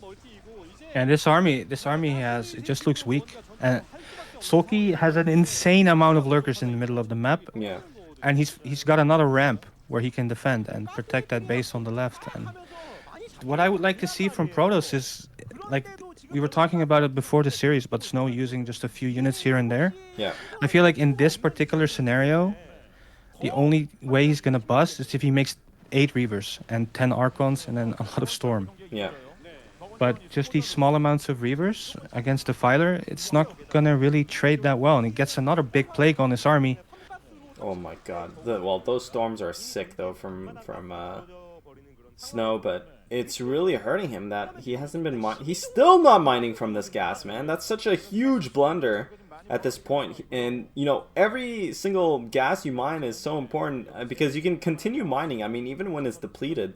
you still get income from it, so it's super important to just start mining ASAP. And well, without that gas, like the 3k minerals, it doesn't matter. Like, what do you make with that? Zealots, they're the worst unit in the game right now. Yeah, just look at the mini map. Soulkey is absolutely everywhere. He's sharking around with his Defiler. Hits another massive plague. He's really comfortable right now, just sitting in the middle of the map. Looks like the shuttle will get taken out. Yeah. So it's going to be hard to micro these Reavers. I mean... This looks like a nightmare to deal with for Protoss. Yeah, this Big game, plague on the Reavers. You just can't imagine this game. This game's like a slow death here for Protoss. I mean, he's getting some 6 storms. Like, look, there's always 5 or 6 lurkers going down. That's a lot of resources, but Zerg's just so... so rich. I mean... Snow desperately needs to kill mid-left and start mining it for that extra gas. That's the only way he can stay in this game, but it looks like Soulkey's going to reinforce here. That's a lot of Zergs just trickling down, but actually the Reavers do stay alive here. Yeah, big attack. I like how spread out it was, so hard to storm everything, but the storms do take out the Defiler. Like, Zerg also is mined out in his main, his natural, and his third base, but the fact he has those islands... And now the left side, that just means he's got so much more money than Protoss. Yeah.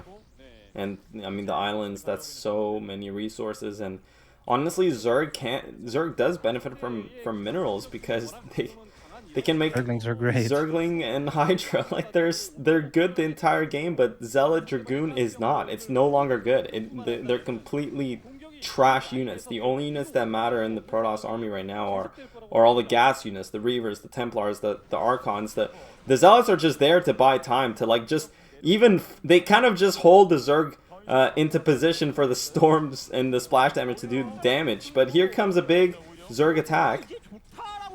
Yeah, big push forward. One Reaver does get taken out. Snow, of course, having that excellent shuttle control. But every time Soulkey pushes forward like this, a few units die here and there, and they're getting harder and harder to replace. And Soulkey is just slowly inching forward, and he's going to be able to replenish these units easily. And like spread out Lurker, Hydra, Ling is so effective. Well, I will say this though, Zerg has, you know, Zerg was at 3k, I mean, I don't know 3k, but Zerg was at like 2k, right, for a while. And now he's barely hitting 1k, and he's not maxed. And I mean, Protoss is still high supply. Like, he's trading amazingly. Yeah. Like, most of the time you see Protoss... Do you think if Protoss just defends, there is a scenario where Zerg also just runs out of steam? I mean, the thing is, I'm looking at this, and you know, most of the times Protoss in this position would just tip over, right? Like, it would be completely over. They would just get completely run down. But Snow's actually doing such a good job staying alive and trading away the Zerg resources. The only problem is he just doesn't have mid left. If he had that extra base, I feel like he could contest all the bases on mid right. Yeah. But he doesn't, and he kind of at some point in a couple minutes ago he relinquished control over the high ground at mid left, and that's when all these problems have kind of started for him. A lot of lanes, by the way, they're running by here, and maybe bottom left is exposed. I think there's going to be cannons bottom left, so they'll probably deal with that. He might try to. No, he's just going to run by. But the fact that Protoss can keep a Templar on the high ground and block some of the island mining does help. Yeah. But I think soon here, like even the third base of Snow, it's almost mined out. It's really hard for Zerg to attack into a Protoss who just sits there. Yeah. Because obviously he only has maybe four control groups for army, and he's got a massive army. So every time you send it in, there is like kind of a risk that everything just gets mowed down by storms. Yeah. So it's really hard to attack. This matchup actually has a huge defender's advantage for both sides. Like, absolutely massive. If it's not the storm, it's lurkers and like Hydra lurk. Like whenever Protoss attacks into lurkers, like, oh my god, do lurkers do a lot of damage. So in this matchup, actually, hilariously enough, even though there's no siege tanks, there's a lot of sieging required on both ends to breach any position. So of course Snow can drag this game out. I mean, he's being incredibly efficient, but it's just okay. What happens if somehow, instead of taking mid-left, Snow starts taking control of this island formation? If he does take control of the island, that would be huge. But I do feel like a lot of the gas has probably been mined by now. Looks like he does get a drop on the low ground, so he can start contesting this sunken. With these Templars behind it, this is crazy, dude. Posing a bit of a problem now for Soulkey. This is so crazy, man. Dude, it's so crazy how StarCraft has evolved. Look at how every single unit is being used on all sides of the map. Like, all these skirmishes are so important. And somehow, I have a feeling that Snow's doing so well, man. Really. Like, given the fact that Zerg has had, like, every single base on this map forever. Yeah, and for Soulkey, it's hard. Like, what does he do right now? If he attacks through this little choke with Storm and Reavers, it's very tough. Looks like he will send a very big army, but Snow can just pick up and get out of there. Dude. And now the Hydras can get stormed. Well, at some point, Zerg might actually be fed up and just start A-moving all of his units, and that's going to be a flood that's going to be very difficult to hold. It looks like Soulkey is kind of trying to do a bit of that, but look at how crazy efficient Snow is being, man. Like, the storms are hitting everywhere, the Reavers are hitting everything. He's staying alive, man! How's he doing it? I actually would like to really see some Guardians. Like, not a lot, but maybe like 4 or 5 above that hatchery on the island. So he can snipe the Templars or, give some damage back. Because Snow is just standing there and he can pick things off slowly. But Soulkey, once again, has a massive army and it looks like he will start attacking the bottom left now with a lot of circlings. Oh. But dealing these Reavers is such a pain. Like, he's just not being able to do anything about them efficiently. These lings at bottom left might be a game changer because that's only 4 cannons. Does that shuttle has... Okay, he actually does... Oh my god, that Reaver almost died and... Never mind, that was defended. Dude, I think Snow's doing it. I don't know how this is possible. Really, I really don't think I've ever seen anything like this. Snow is so good, dude. Yeah, I don't know if he's doing it, but the longer this goes on, the scarier this gets for Soulkey. Because he has quite a few attacks left in him. But so far, they've been parried. And if this keeps up, there's 3 Reavers here. That's a lot of Reavers. Yeah, and I don't know if this attack is going to do anything. Okay, big plague. It actually clips the shuttle, which is really annoying for Snow. But he has a fresh shuttle as well. Dude, how's he holding, man? He's dealing with this so efficiently. And Soulkey can't keep doing this. He's now lost that base with a lot of minerals. Yeah. And Soulkey, I think, is on 2 base mining now. He's on the left side and he's got the mineral only. Yeah. But he's not rich anymore. So... Dude. And Snow is maxed and he has money. So I think Snow, if he wins the war over this island, he can take that last base with a lot of minerals. He's actually going to be in a good spot. If Snow wins, I can't believe what Snow is doing here. I thought this was over. He was behind like 3 bases. Dude, I don't even think people understand, like, it's not, I'm not even, you know, trying to hype this up as a caster. I literally cannot believe Protoss is doing this. Like, Snow, especially these days, man, like, Protoss seems to be in such a bad spot. You know, all the Protoss players are doing so poorly. But Snow, like, he's on a completely different level. Completely different. I mean, I've never seen Protoss be played like this. Yeah, he makes such good use of his units, and he also seems to really understand like where the crux lies and how to win the game. Dude, like this last base is gonna be everything. This game's actually the sickest game I've seen all tournament long. Like, well, here comes the big unit flood here from Soulkey. I mean, at some point, like, Zerg, when they get desperate, they're gonna just unburrow all of their units and attack. Yeah, but that's also scary because that's when you can run into so many storms. You could lose the game in an instant. I mean, look at this guy, man. He's got Templars spread out across the map like that's the Maginot Line or whatever. There's no... this is like trench warfare, man. There's no going through this. Like, you saw Soulkey for a second. He had all his lurkers unburrowed. It looked like he was thinking about it. Like, oh, I'm just going to slam into him. But Snow is just perfectly positioned everywhere. And as soon as any units come in, storms go off. What is this, dude? Yeah, this is very disheartening for Zerg players.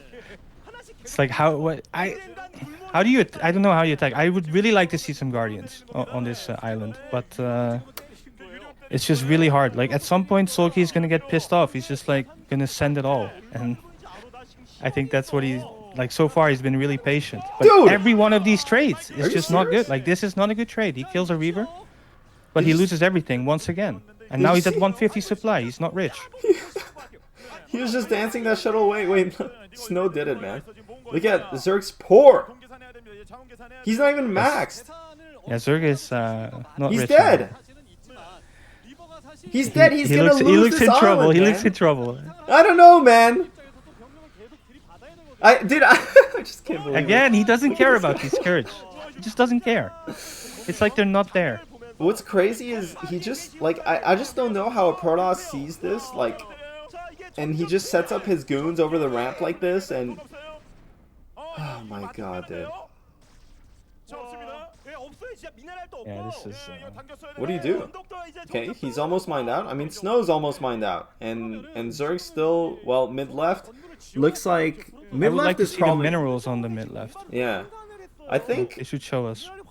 It's, yeah, and unfortunately for Protoss, I mean, they have to build those scarabs as well. 41 kills on that one Reaver, that's insane. And, well, the thing for Protoss is that if he gets control of this... Yeah, then he has minerals again. Then he has minerals, like, yeah. if he can put a Nexus down here, which he seems to be working on really hard right now, like, he's putting everything into it, but now the shuttles are gone. And now Soulkey can finally make a push here. He needs to take out these Reavers, but the Scarabs are massive. Dude. And everything dies again. Everything dies. His Reavers are just ungodly, man. I mean, what is this, dude? There's no shuttle, so if these links can get on top, maybe he can clear it out. But Did Snow these miss Reavers that are one? invincible. They don't die. And they always connect, dude. Okay, they finally get taken out, but that was expensive. That was a massive, actually, that was a massive pick off there from Soulkey. I think he completely alleviated the pressure there. 4 Reavers going down. Well, Look at Snow Snow's looked, money. Yeah, he looked like an absolute god. He literally has played like a god this game, but the number of bases is catching up to him. He has no money left. It looks like he's mining a couple more mineral patches at the mineral only. He has a couple mineral patches left in his main that he'll want to collect at some point, but I mean, Zerg still has full it's a saturation. lot of minerals. Yeah. He lost too many shuttles. Like, at this point, he needs to put everything he has on that island and make a Nexus. Otherwise, he's just going to run out of money. Yeah. And looks like Soulkey just barely not letting that happen.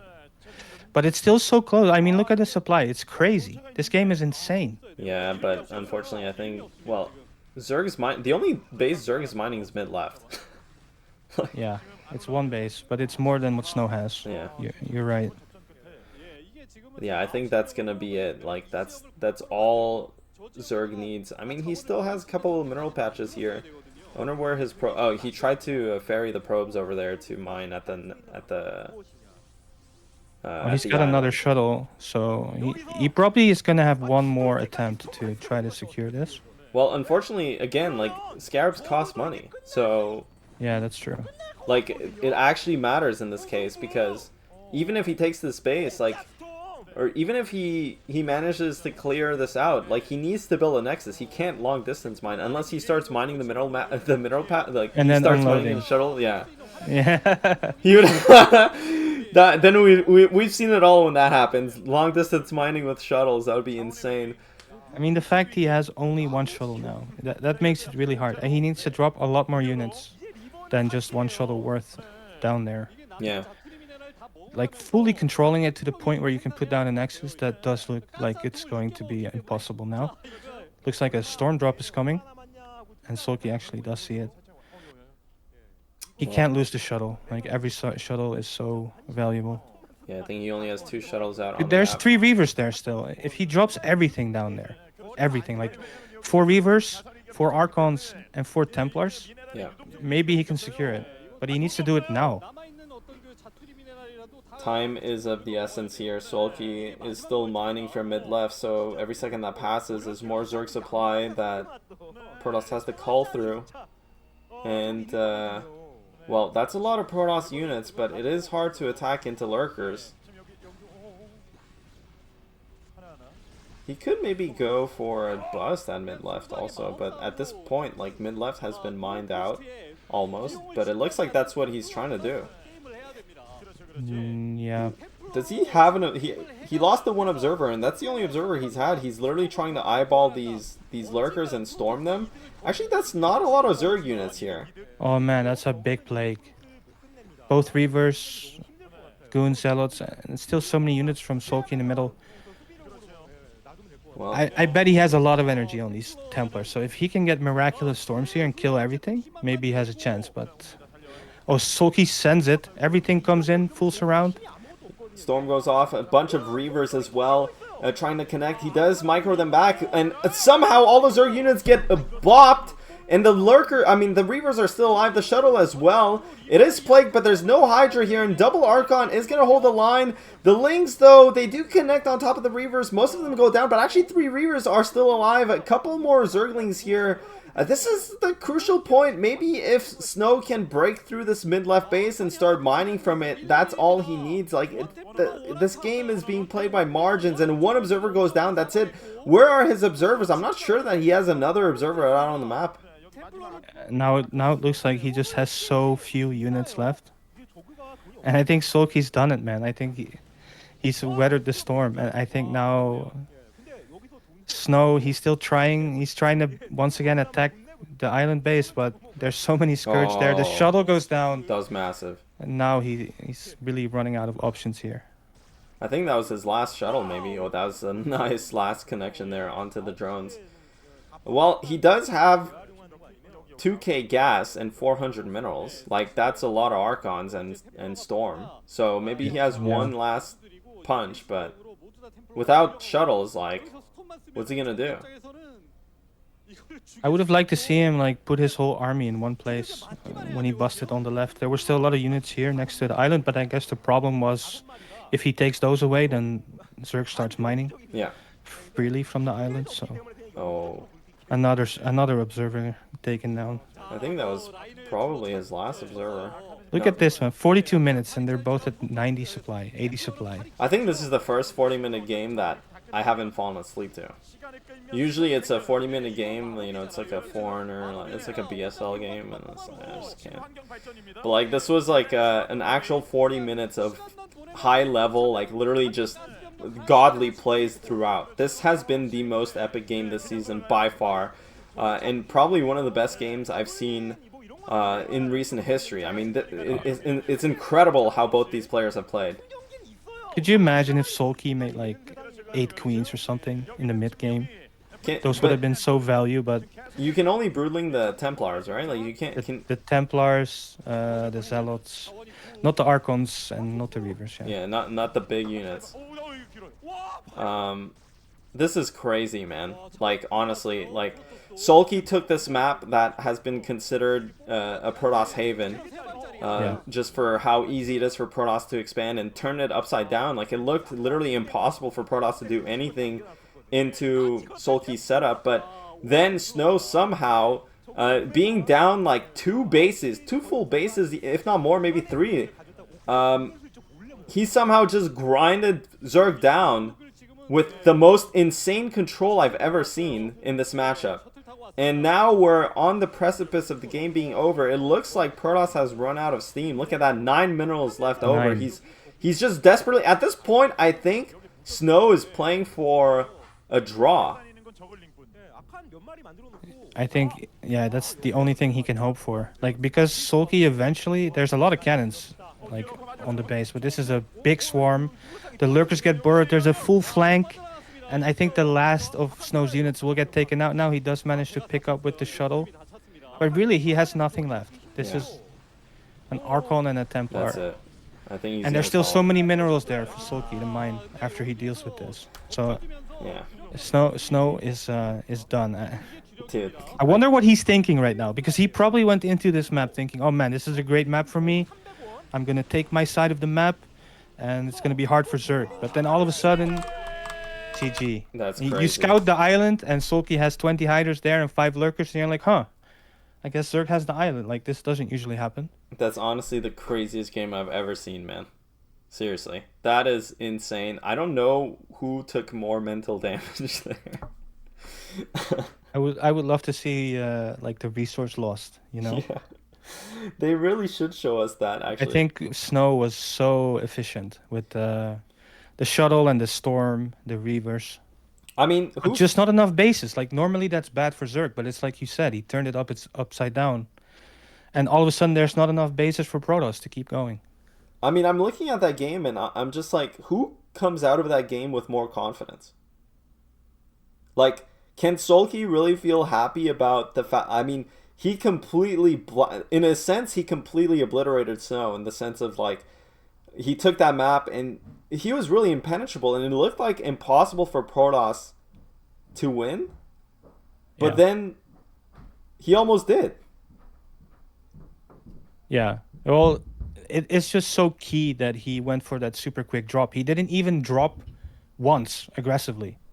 The entire reason for getting dropped was just to drop that island, make sure it's secured, and then, like, the whole game, Soulkey knew what he was going to do. He never had any intention to attack. He was just going to go for the late game and bleed Protoss out. And that's what happened, even though it was probably a lot harder for him than he imagined, because Snow is just a godlike player. Yeah. His strategy coming into this map, his strategy choice, like, if you think of the overall series where the first 2 games he does these crazy attacks, and then he takes the Protoss map and he goes for, like, the super late game, this kind of game, the range of Soulkey as a player to do this is just crazy. Yeah. That's why he's so successful in ASL, and probably the best tournament Zerg in the world, because it's just, this guy can do anything. Yeah, I think the only player that's kind of like him is Soma. You know, unfortunately for Soma, he is completing his military service. I think Soma's the only other Zerg player that I see has that full range, you know. So hopefully, maybe with time, he can kind of eventually match this. But yeah, Soulkey, incredible. But also, Snow, like, how does Snow feel, I wonder? Because he played out of his goddamn mind. Yeah. So he's got to feel good. But I don't think anyone feels good losing a 40-minute game. Yeah, but at the same time, Snow can look at this, be like, yeah, those island bases, that's 3 bases. Like, Snow really did well considering the situation. So I don't think Snow has to feel bad, like, about the game. I don't think Snow should be mentally feeling down about how he played. He's up 2-1. He deflected those all-ins, and then he actually came so close to winning this, despite being 3 bases down. So I think Snow can feel good, but these 2 against each other is crazy, man. This is definitely living up to the hype so far. It's insane. Yeah. Well, guys, let's take a quick break here. We'll be back in 5 minutes. See you then.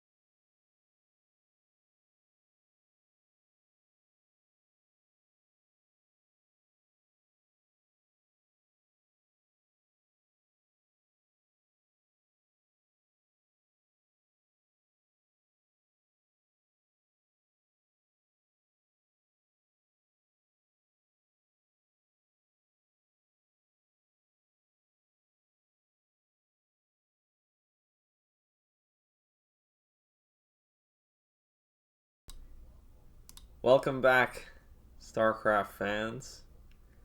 And man, that was the sickest game we've witnessed this tournament, and possibly in a long time there, between Soulkey and Snow on Blitz. 40-minute banger. Totally insanity what we're witnessing. Yeah. I hope everybody's excited, because if I was watching this, I would be really, really hyped right now. Because I really think that game was so important for the series. Because if Soulkey would have lost that one, he would have been down 3 games, and it would have been really tough. But now it's wide open again. Yeah, absolutely. It can really go either way. And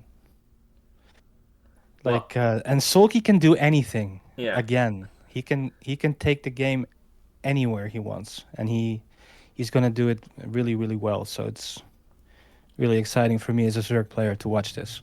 I think that's possibly one of Snow's big problems, is compared to Mini, he doesn't have that big of a range. Like, of course, his mid game, like his macro game, is godly, but you kind of know he's gonna do that. That being said, on Dark Origin, the fact that he almost went for that cannon rush was crazy. Yeah, that was a very unusual play for Snow. But like, if you are as good as him at a macro game, it's really hard to change that. Like, for him to start playing like Mini will do the craziest builds. He'll do double gate in the center, or proxy gate, all these crazy plays. But for Snow, much more of a standard macro player, and I do feel like traditionally that's the most successful StarCraft players in StarCraft 1 and StarCraft 2 do play like the defensive macro game. I mean, just look at Flash, look at Serral. Yeah. So I do feel like that's actually the best way to play. But even Flash has a lot of I mean, I think Flash is a bit different, because he plays like crazy. We are getting into this map, Citadel, game number 4.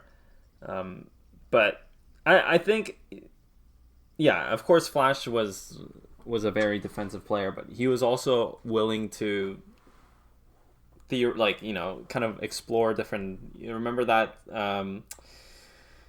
ASL season where he was constantly going Valkyrie build in TVZ, even though you would think he could just play a standard game, and yeah, true. And then he lost. Like I think he's willing to explore. And what I want to say is really that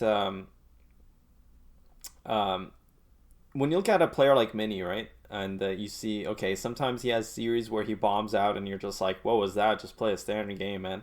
But the flip side, the other side of that is, that player is unpredictable, and in series games, like in tournament settings, it's very important to keep your opponent guessing, because once they get into that comfort zone and they know what to expect, it's very hard to deal with.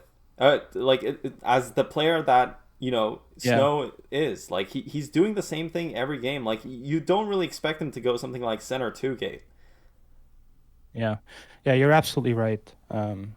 And that makes Mini really hard to play, and maybe playing against Snow a little bit more comfortable. But it does look like we actually, about these starting positions, I think this is really good for Zerg, because if you look at where the Protoss third base is supposed to be, in these positions, the only real option is the mineral only, and that's obviously, Protoss wants a third gas. Yeah. And also, the Overlord and the Probe just saw each other, so they're gonna get super quick scout info.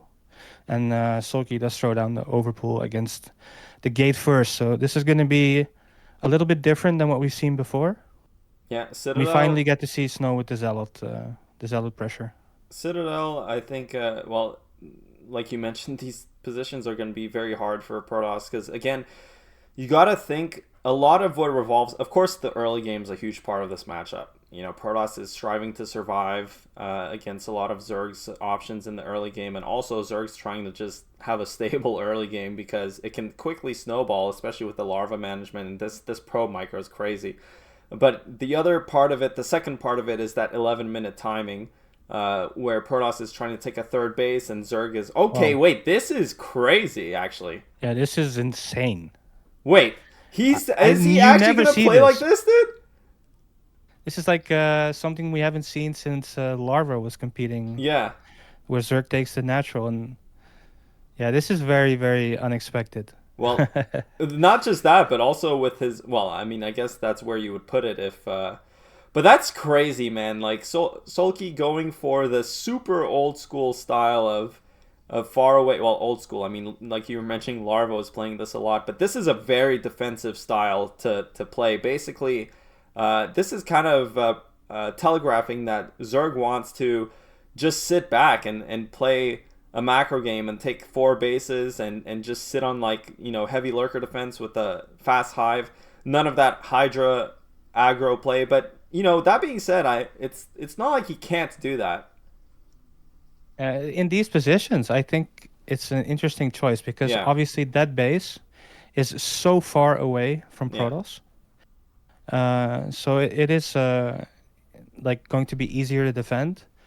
And also maybe he feels invigorated from the last game where his late game reigned supreme. So he just wants to go for that again. But yeah, like you said, this basically just tells us that Zerg wants to go for a quick fourth and play a defensive game where he just doesn't die and doesn't typically put on a lot of pressure.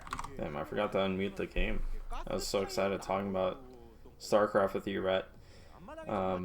This is crazy, man. We're seeing everything. Honestly, this is what everyone should live for. Like, these guys are at the top of their game. These are the best players.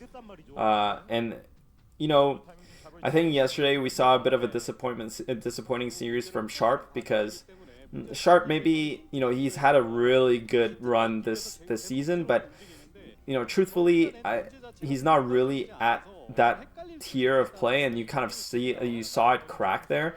But here, like, there's no different. Like, these guys are at the same skill level, and they're incredibly good. So the fact that they get such a long time to prepare, and they're bringing these insane takes. I mean, especially Soulkey, like, his strategy, like, his build selection has been all over the place. You're right. Like, you don't know what to expect from this guy. Yeah, and he built a Hydrogen, by the way. So I don't think Snow scouted the third. Yeah. But he does see now the link speed. So this is actually so strange that he built the Hydrogen. It's like he took the super far away third base and then he goes for a 3-hatch Hydra bus. Maybe he was hoping that Snow would scout it and then sort of discard the Hydra bust option and still go for it. But from what has happened so far, like seeing that really quick link speed, I do feel like looking at Snow on retro, he's going to start adding cannons. Yeah. And he... Obviously, this is one of those builds where Protoss for years were like, oh, this is so imbalanced, like, you can't defend this. 973 is too strong. But Protoss nowadays, I feel like, is pretty adept at dealing with this, but this is going to hit quick. So he needs to add those cannons, like, now. I mean, he does have 6 Zealots to screen, so it's not the worst, but of course, the Zealots against Hydra upgraded, well, once the upgrades finish on the Hydras, they're going to be really strong against these unupgraded Zealots. So, but at the same time, like, this is why, you know, part of this, the hatchery is so far away, the third hatch, so that's going to play a bit into this. You know, it's not going to reinforce as fast as you would expect it to. Look at Snow's timings. Like, look at that third cannon. It's like, this guy has played against Hydra Bust a million times. He knows when to make those cannons. And there comes the Zealots, and he's going to see the Hydra. He still hasn't seen the Hydras. But he's going to know now. Yeah, he knows now, and he sees the Hydra speed as well. He does pull back. He does have a lot of Zealots. I mean, the Zealots don't fight well, but they can buy time. This is a lot of pressure, though, and that's only 2 cannons. Here comes the Big Flood with the link speed as well. And, well, Snow Zealots are out holding the line. The third cannon does finish warping in. So with that third cannon and with the wall in place, Zerg has to at least kill the gate and core before committing here. Yeah, I think Zerg will get the gate and the core, and it looks like Snow did hold this. He does place down a total of 7 cannons, which is a lot. Yeah. So I think Soulkey's actually going to try to bust the cannons. Like, Soulkey, I think, right now has to transition. Like, he's not going to kill Snow. Oh, look at that. Dude, he has a 4th hatch. Look at this. And a lair. Yeah. But that 4th hatch is at the 4th base. Yeah, that's it. That's insane. That's so unusual, dude. That's so crazy. Like, you know what's funny is it doesn't even really matter because off of this, like, Zerg cannot afford to have that many drones anyway to saturate all of these mineral patches. So I don't think that's going to really play too much into it. But at the same time, though, that's a lot of drones. Oh, that was his 2nd hatchery, though. So that would be... Actually, he's saturating really quickly. Like... Yeah, but also the drones from his main and natural have to go all the way to the bottom right to start mining there. So that's a long travel time. And it looks like Snow has put down 6 gates. 6 gates. I don't think he has a Templar archive. So he's going to go mass speed zealots. That's crazy. To try to overrun these Hydras. So Soulkey now has to walk a really fine line where he doesn't make too many drones. Like Hydras in mass numbers are good against zealots. But once the tide turns, the zealots just start dominating really hard in small groups. Yeah. So Soulkey just has to make barely enough Hydras to like hold the zealots. It's actually very tough to do.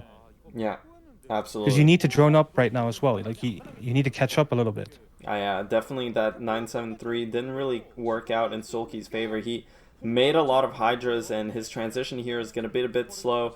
But conversely, I mean, Snow, this is so interesting because Snow, of course, his storm timing is going to be late, but that doesn't really matter because with this many zealots, he's going to put on so much pressure that it's very unlikely. And that's a robotics, actually. Wait a second. Okay, I don't know if that was intentional, but Snow also has a bunch of gas saved up, so... the only downside to this is he's not banking energy on Templars. Like, when you push out with this many Zealots, usually you have the 4 Templars queued, and then they can start banking up energy for the mid-game. So that's the one big drawback of the way he's sequenced his build, but that's actually double robotics. Yeah, that's insane. Is he just going to go super quick reverse? He looks like he wants to snipe the Evo here, but it's not going to work. The SimCity is really good for Soulkey. Yeah. But now it comes into play that these bases are so far apart. Like against these mass zealots just roaming around the middle of the map. Your Hydras are so far apart. Like you've got a group all the way on the right and all the way on the left. So it's really hard to take back map control. So now Soulkey is forced to sit back. And I think Snow is anticipating this with the 2 robotics. So it looks like he's going to just start the shuttle play really early, like even earlier than him having Templars. Well, this is so fast. I think this, in a sense, it kind of makes sense. He sees... It could have been a mistake. I mean, he's got a robo bay as well. Bay, it's definitely... if you think about it this way, like, Zerg is playing this 4-hatch, like, far away style. Shuttles are really good against this. You can shuttle... Double Archon. Shuttle, like, you can shuttle into the bottom right main base. And also, if you get Reavers really early on, they can nullify stuff like mass sunk defenses, right? More so than Templars would. So, I think it makes sense, but it's also crazy that he made 4 Templars and morphed them into Archons. Yeah, maybe he did that because he saw the Spire tech. Yeah. So... he needs them to kill Scourge with the shuttles. But this is a crazy game. I've not seen this Zerg style, like this base layout, in so long. Yeah. And I've never seen Protoss do Robo. This. Yeah. Yeah, but he's got 2 Reavers already. We have to see if he wants to shuttle into the 4th or if he wants to just put on the pressure in the front. Actually, I think the Archons were there exactly for any kind of meta switch. And... I mean, this is kind of a sick timing from Protoss. It's covering everything Zerg could possibly do. And it's hitting so early that, you know, Zerg is definitely spread thin. Like, he has a lot of units all over the place. He has units at bottom left, units at bottom right. Shuttles are a great answer to this type of style. That I know. But at the same time, like, Snow, he's got to do something. He has no 3rd base. He's super committed. This is double robotics. That's a lot of resources. And it doesn't seem like he even has a probe moving out. So this is going to be a one timing. Oh. And oh my god, it's a lot of mutas hatching. It's a big muta switch. And Soulkey has so much defense. He's got Hydras in his main. That's so many Sunkens. And there's only 1 Sair. So how is he going to deal with these mass mutas? Yeah, that's 2 Sairs with a bunch of Archons, but, well, the Scourge just goes down. And now Protoss is committed, but that's so many Zerg units. You'd think maybe if he went bottom right, but then if he goes bottom right and all these units go down on the map, like, I think this just didn't quite work out for Protoss. My god. Yeah, the Reavers get taken out, and look at Snow's supply. He's got nothing left. Yeah. He's getting completely crushed. And this was a good idea, but man, Soulkey made this look silly. He just completely crushes it. Yeah, well said, man. I mean, this was a cute idea, I think. Maybe Snow getting a bit too cute here. Soulkey just so solid, completely crushes it. Like, he makes it look like, well, of course you would never do this. Of course. Yeah. He just completely smashed it. There's no storm. Yeah. There's no third base. I mean, Snow does fight back a little bit, but he is in big trouble. And it looks like Soulkey is gonna bring this to 2-2 with the crazy 4-base play. Yeah, I can't believe this played out the way that it did, and of course now Snow without any Templars, impossible to hold this third base. Absolutely impossible. Of course he has Reavers, but they're actually not as good as Templars. They're not. Yeah, they're just not as good.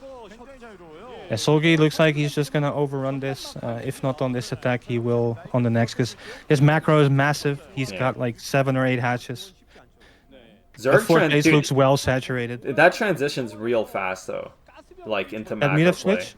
No, just everything. I mean, the fact that he went for 973 and he's this rich, like, actually having that fourth base really helps, because you maybe, I'm not sure if he actually, like you mentioned, transferred drones from bottom left to bottom right, but just having that many more mineral patches, you get that much more efficiency out of all your drones.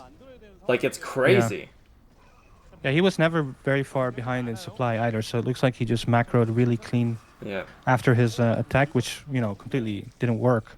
Yeah, I mean, that was a completely blocked 973, so this is definitely a new concept that we're seeing from Zerg, like 973 into that fourth base, definitely unexplored territory here, so I do wonder how much it impacts everything, but also Snow, like, very unconventional answer, like that mass 6-gate flood into double robotics.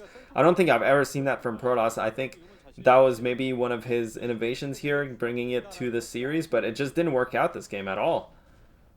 Yeah, I think maybe the spawning positions, you know, he looked at those and he's like, yeah, this is very unfavorable for me, so I'm gonna do something crazy. Yeah. But unfortunately for him, yes, Soulkey's macro just too strong. But like, Soulkey's still only at 109 supply, so it's not like he's skyrocketing. But he does have so many hiders here. Yeah, like, the game is stabilizing, and somehow Snow, you know, we've been calling it over. I mean, the problem for Protoss is, even if he survives here, like, 14 minutes in, 15 minutes in, he has no third base. Zerg's been mining on 4 base this entire time. Though, that being said, of course, if you have a resource lead, but your opponent is out-trading you, then they're making up for that. So, possibly, I don't know, man, like, all of a sudden I'm thinking here, yeah, Zerg's on 4 base, but he's losing a lot of supply. Like, these trades are crazy. We're kind of seeing the same thing that happened on Blitz. Maybe Snow can kind of put a comeback on. I think Soulkey was probably thinking the same thing. Like, I've killed the Reavers, I've blocked the attack, let's go end the game. But Snow will not just let that happen so easily. And with his control, he's still fighting in the map with a big army. Yeah. I feel like Soulkey just, if I were him, I would just chill and I would make some more drones and take a 5th.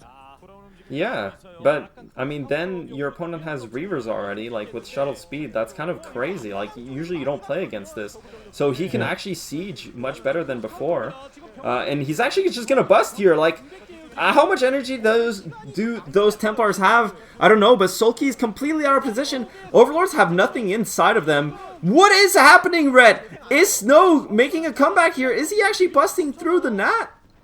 Yeah, this is crazy. He actually killed all the Sunkens and killed all the Lurkers. Now Soulkey finally comes in. He was so far out of position. And now he kind of funnels through and all his hiders are getting stormed. He needs to clean this up. What? And he's eating massive storms. Look at the supply. He's dropped his 70 supply.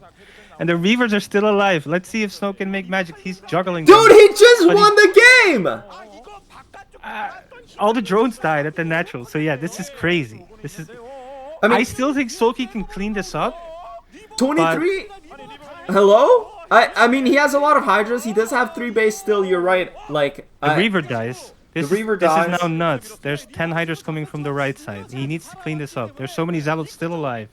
But Yeah. the fact he lost his entire economy on the natural is brutal. And the hatchery goes down. Dude, I can't believe what I'm watching. Holy shit, man. This game was totally over. I don't understand what just happened, man. Like, I think Soulkey, honestly, he was looking at this. I have so much stuff. I can just go for a counterattack with all my Hydras and hold at my main base. But you're just not used to Protoss having Reavers this early on, right? Like, usually, okay, Protoss attacks into that. You have so much time. You have the Sunks. But actually, the double Reaver completely blasted through that defense. But hold on a second. We've been talking about how so far ahead Zerg was.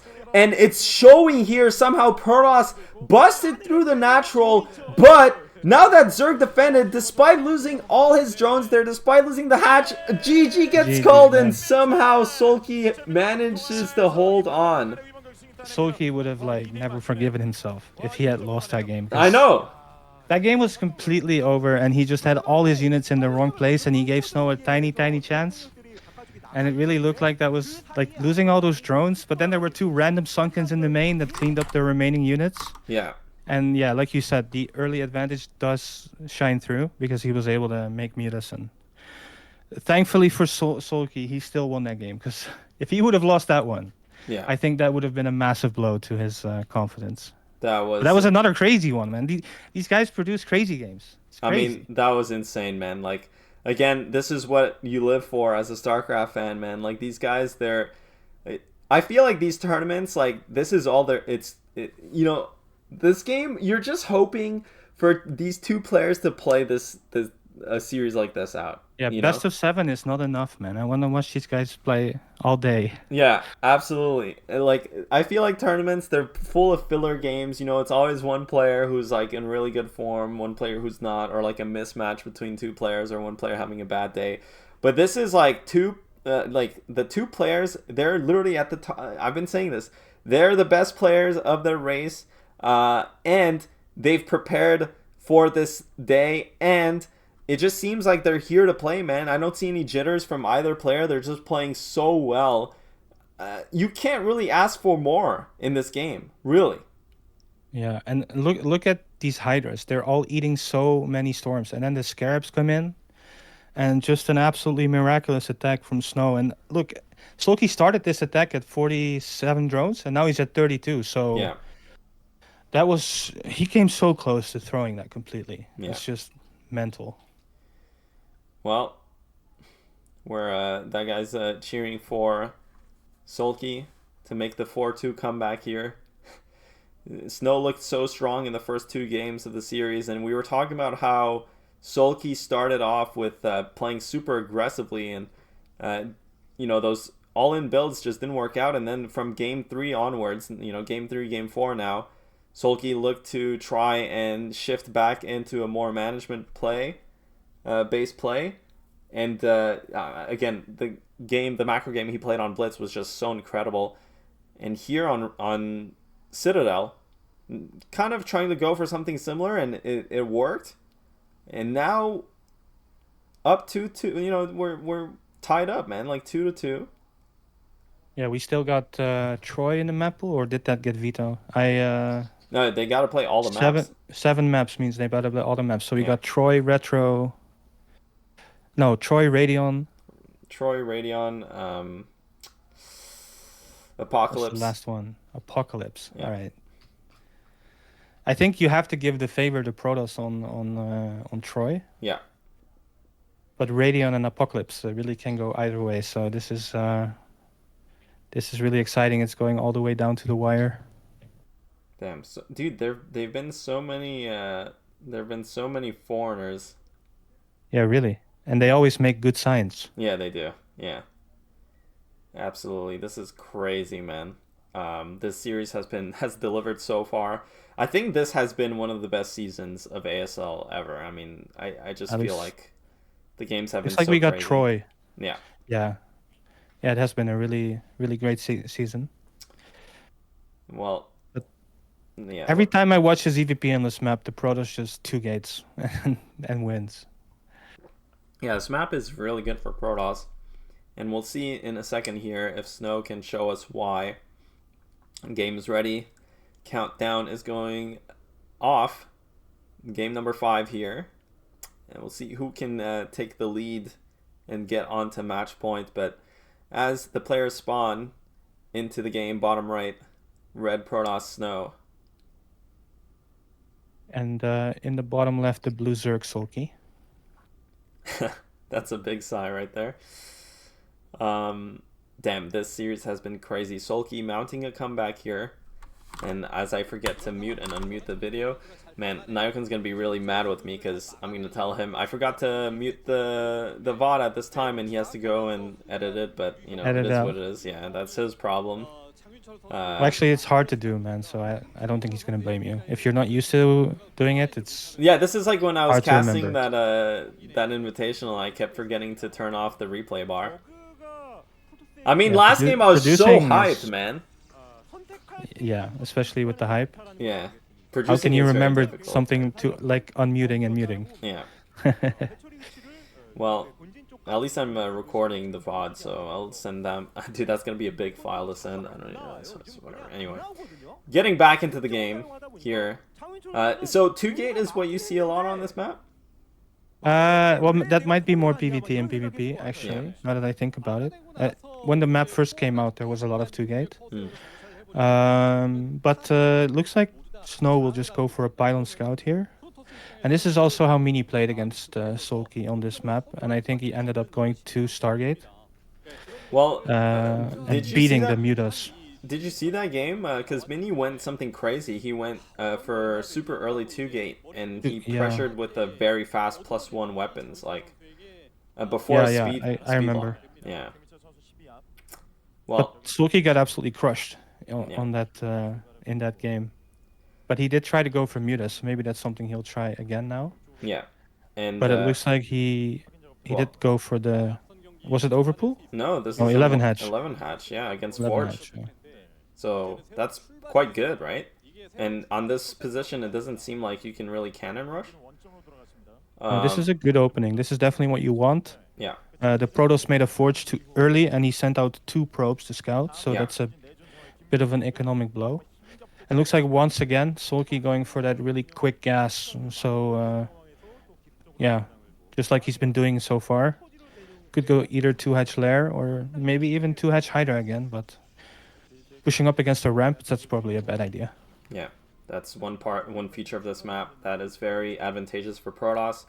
The high ground expansion makes it so easy to defend against Hydra busts, which are an integral part of the Zerg early game in this matchup. So that's a really fast Lair, 2-hatch Lair. This is kind of what he did against Mini as well, though. And he did end up playing a macro game, and he's kind of not making any lings here. So I'm assuming this isn't going to be overly aggressive. But yeah, man, like, this is why you have to have a very strong mental in these series games. Like, Soulkey, he went for... The first time he went for 11 hatch, it was against the 12 Nexus. But this time around, he's going to be happy with the build selection. And eventually, you know, the variance does even out, and you do get the favorable situations as well. This probe does stay alive for now. Yeah, and Snow did get full information on the lair, but the fact that Soulkey made 6 links is kind of interesting, because he scouted that it's a Forge expand, so you actually don't need those links so early. And so I think he just wanted to deter scouting. And look at that, he's putting down a Hydra then, so he's definitely up to something here. Is this could be a big lurker bust or something like that? Lurker bust, or is it a Hydra drop or something? I think it's gonna have to be lurker bust here, but like Hydra drop would come so slow and the Seer would come out. Yeah. So I don't. It's gonna have to be a lurker bust with a lot of speedlings. Well, that's definitely something we haven't seen so far, and Soulkey, you know, he's played 2, well, macro-ish games. Speed does finish. He will kill this probe. That's gonna limit. And you were saying that he did 2-hatch Spire against Mini? Yeah. He did a fast lair, and then, but he, if I recall correctly, he did something like 2-hatch Spire, but he only morphed Scourge. And he was already getting like 3-hatch and all the drones and stuff. So he's like using information that he gave to his earlier series. Yeah. Like he's Yeah, He's I making it know, I look like know. he's He's doing an that absolute again. god, man. Yeah, he He's is making an it look like absolute he's doing god. that again, but he's going for a lurker But bust. you have, So, you know, it takes two to tango, you know? Like, sometimes I feel like, how scary is it to use prior information? You're just kind of hoping look that at this. your opponent, yeah, double Stargate. You're hoping your opponent actually pays attention, you know, and studies you. Like, But it's the round of 4 of ASL. Of course, of they're going course to they look would, at the man. round of 8. Of course. And the fact that he's going 2 Stargate just is shows everything, right? He's Yeah. thinking he's playing against 2 Hatch Fire. Yeah. But he's about to have 7 lurkers shoved into his face. Yeah. And So it's going to be a rough awakening here. yeah, He's making a cannon in his main, dude. this is also a build you don't see too often. Ken in the main. I mean, especially he got conditioned from the first game too. Bro, You know? the fact that he showed the second group of links, I think it's very bad. Yeah. That's very telling. Because why would he have that many links? Why would you ever have that many links? Yeah, Snow is adding cannons, Yeah. so he Well, shouldn't have shown that. Is it fast enough though? This is 3 lurkers. There's only 2 cannons. They do get on top, but they do get focus fired. And 2 lurkers, they don't pop the cannons as fast as you would think. But that's so many links that they get through, and there's only 1 gateway. There's no more gateways, and the problem is, even if Snow holds on to his main, he's gonna get his assimilators killed. So suddenly, I think Protoss is dead. He just has nothing to deal with this. Yeah, Protoss completely lost his nitro. There's 2 cannons in the main, so he does have a bit of a chance. But like you said, even if he does hold his main, he's gonna get his assimilators broken. He's gonna be completely locked in here. So this worked out beautifully. He's gonna try to go for the big bust. The probes don't get the surround on the cannon. The first cannon will actually go down, and I think Snow is just dead here. These cannons are gonna die, and Soulkey is gonna take a quick win on Troy. A terrible map for Zerg with a brilliant strategy. Soulkey just showing that he is an absolute god of the game. Yeah, GG gets called. Oh my god, dude, Snow. I can't believe how good Soulkey is. He conditions Snow into basically double Stargate and cannons in his main. So it doesn't matter that the lurkers didn't even do their job there. He just had way too many lings for Protoss to deal with. And, you know, with just 1 gateway production, like, it doesn't matter if you kill the lurkers, you're just dead. Yeah, that worked out absolutely brilliantly for Soulkey. And finally, he does an all-in that does kill Snow. Yeah. So Snow does turn out to be not completely unkillable. Yeah. And all of a sudden, Soulkey here is on match point. Yeah, and this is looking really bad for Snow, honestly. Like the three maps that are terrible for Protoss, Soulkey won them all. He won on Blitz, Yeah. he won on Citadel, and he won on Troy. Yeah. Those are the exact maps that Zerg players hate to play, and he just takes the wins. Absolutely. So the momentum firmly in Soulkey's favor now. I do wonder if they are going to get a break here, or if they go straight into...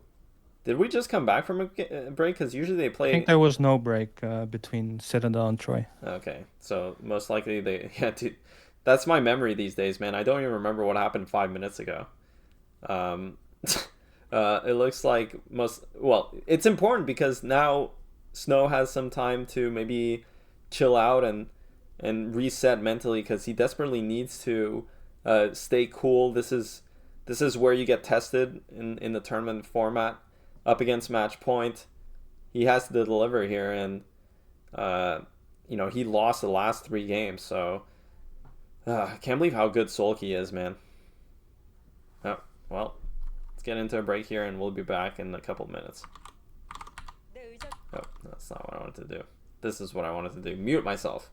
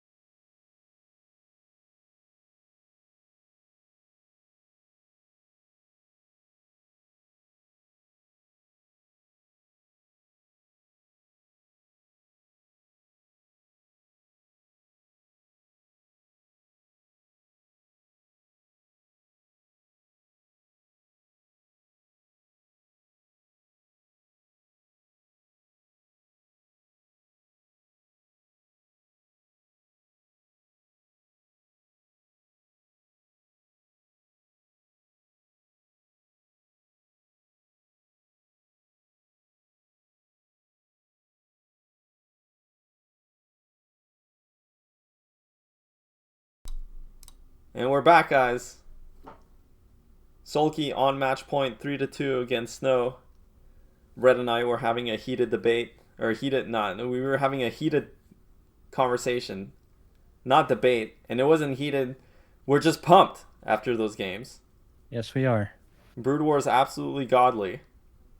And I'm eager to see what Soulkey has, what both these players have in store. I feel like Soulkey, it seems like, well, it is ZVP, so Zerg can do anything in this matchup. Yeah, and just like you were talking about on the break, actually the opening builds are so important. Yeah. And it's going to be another 4-player map. And the last time we played a 4-player map, other than Citadel, Snow did go for the 12 Nexus. So it's going to be really interesting to see if Soulkey is going to 9-pool, if Snow is going to dare the 12 Nexus again. Because this is also the map where Mini smoked Soulkey with the 12 Nexus. Absolutely. Let's get into it here. Soulkey is on match point. Snow has to win to stay in the series. Can he do it? And you know what's...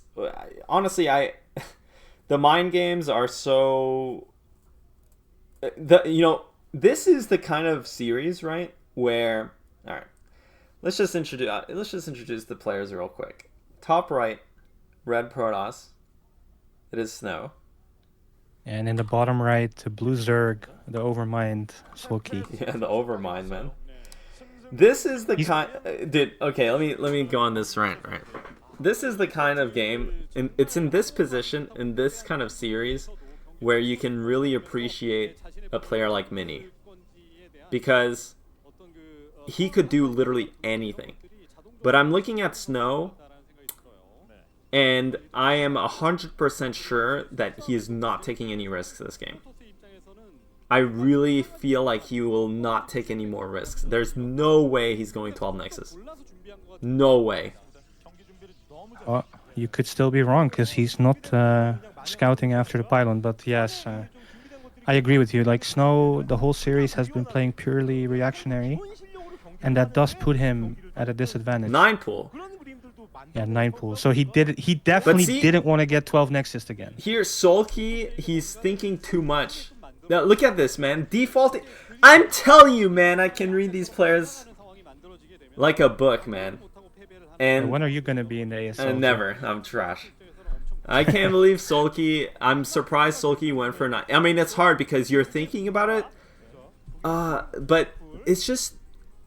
So the psychology for a player to do something like 12 Nexus twice in a row, like twice in especially, like, it takes a crazy person like Mini, and it takes a high variance person like Mini. And what I'm trying to say is, there's a lot of players that looked at, or there's a lot of people that looked at the Mini versus Soulkey series, and we saw Mini kind of fall flat on his face because his builds just didn't work out. And sometimes that does happen, when you play that way. But you can't get discouraged, because the upside of that is you can, in these clutch moments, do crazy stuff. Now, unfortunately for Soulkey, he thought Snow might do something like that. But in my opinion, Snow is not that type of player whatsoever. So Soulkey definitely gamed himself. But at the same time, actually 9-pool is really decent versus Gate first. Yeah. Yeah, it's not too bad, but on this map, now Snow can just put down the forge, and it's going to be a 1 zealot wall. So yeah, this is probably a good for Snow, I think, definitely.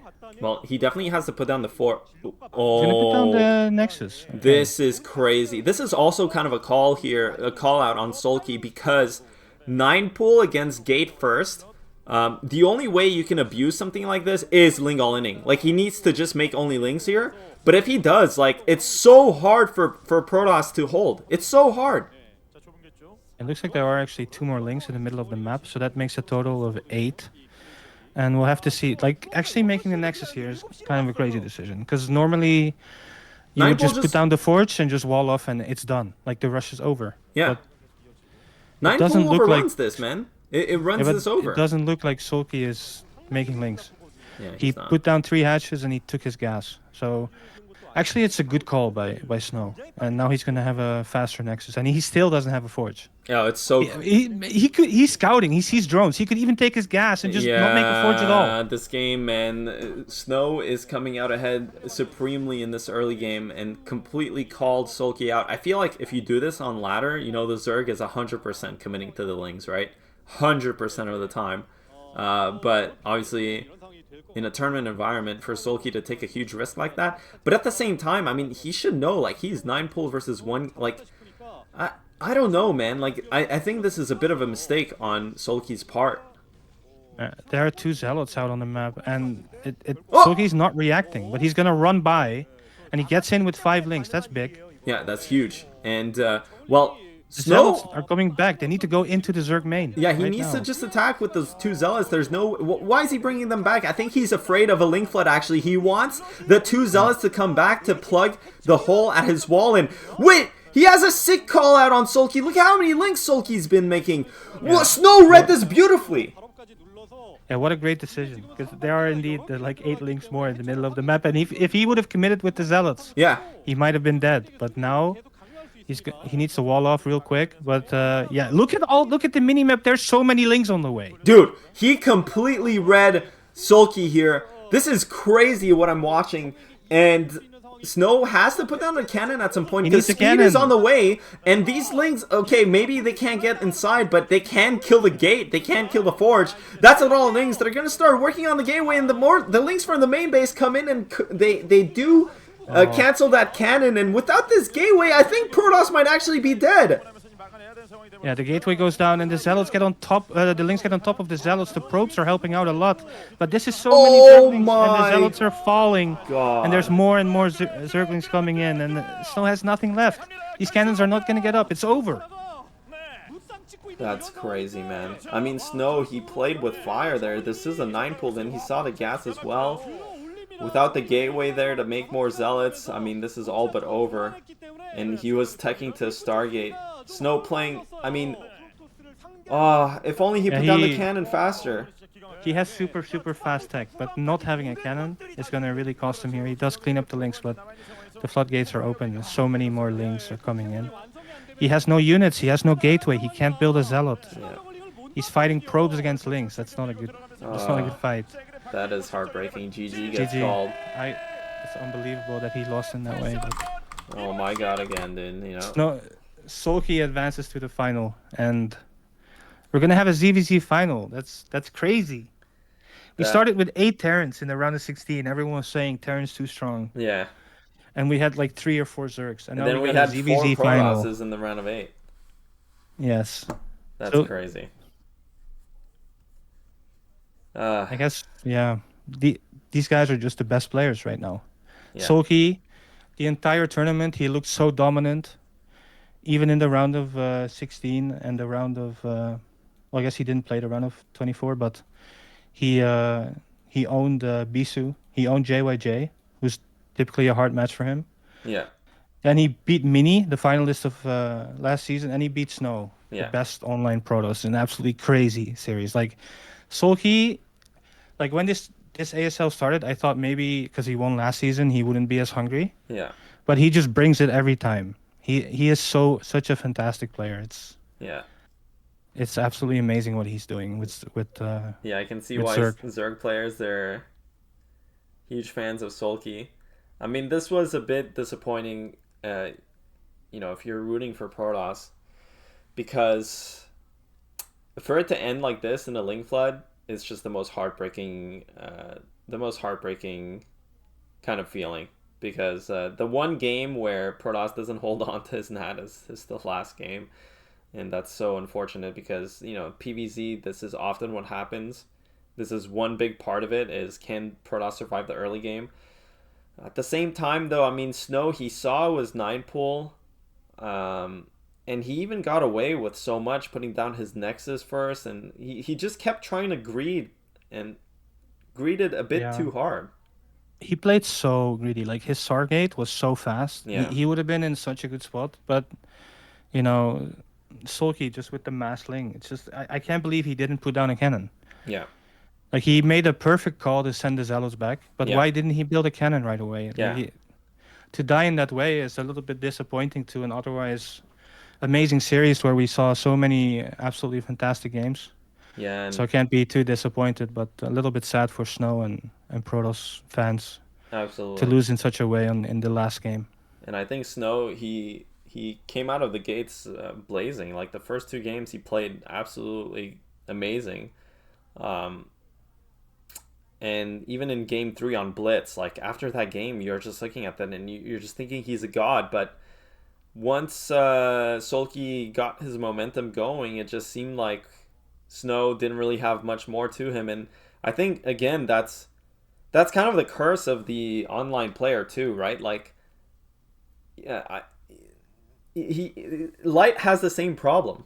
Like they're so good at the standard game. They're so good at playing. That's why their win rates are so high too, and they're so consistent. But when it comes down to playing these series in these stressful environments, it's just so important to be diverse, man. It's so important to be able to pull out, more things out of your hat or whatever, or put your opponent on the defensive. And again, sometimes it falls flat, like kind of Mini against Soulkey in the previous series. But I think there's more chances of him doing well if he can vary his play, basically, is what I'm getting at. Yeah, he's undoubtedly just an amazing all-around player. Some of the best micro in the world.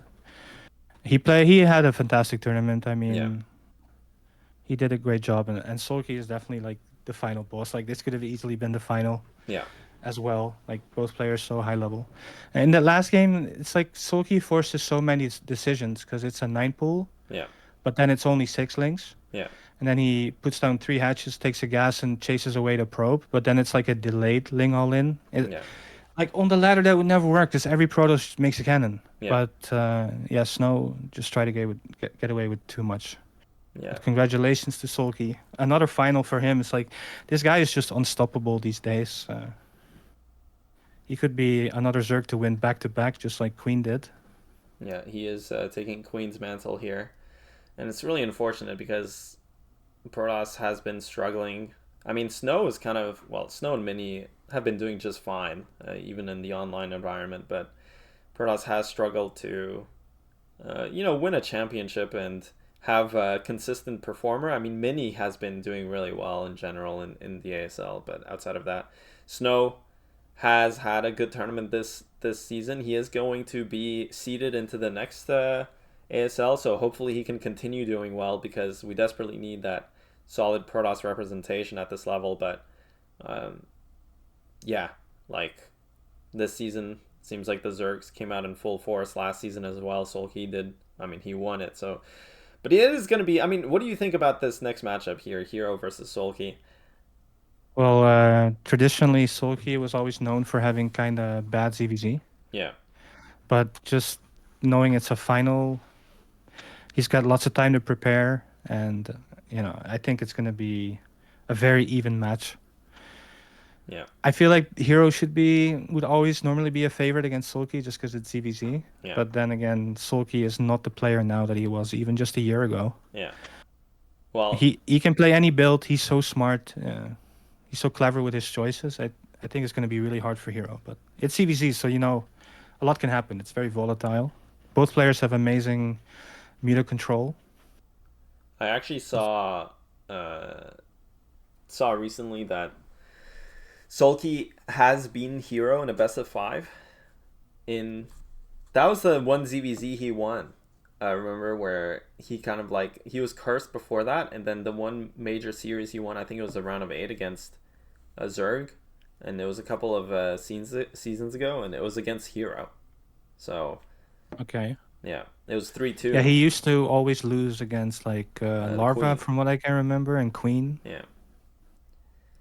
Well. Yeah.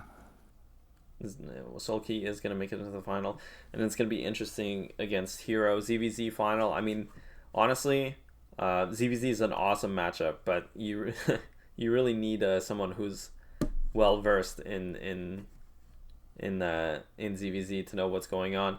Ret, have you been playing much ZVZ, man? Do you know? Are you up to date with the ZVZ meta? A little bit. Mm. I don't think I know too much, but obviously since there's a ladder now, you kind of have to commit to one race. So Yeah. I've been playing some ZVZ when I do play, and Yeah.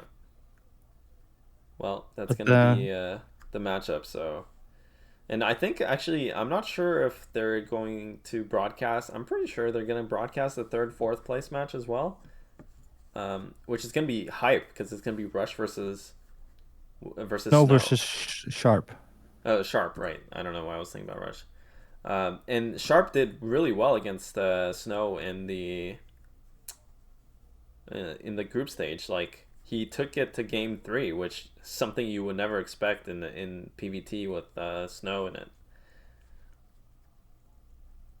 Yeah, Sharp has shown amazing TVP, Yeah, so that should be pretty hype.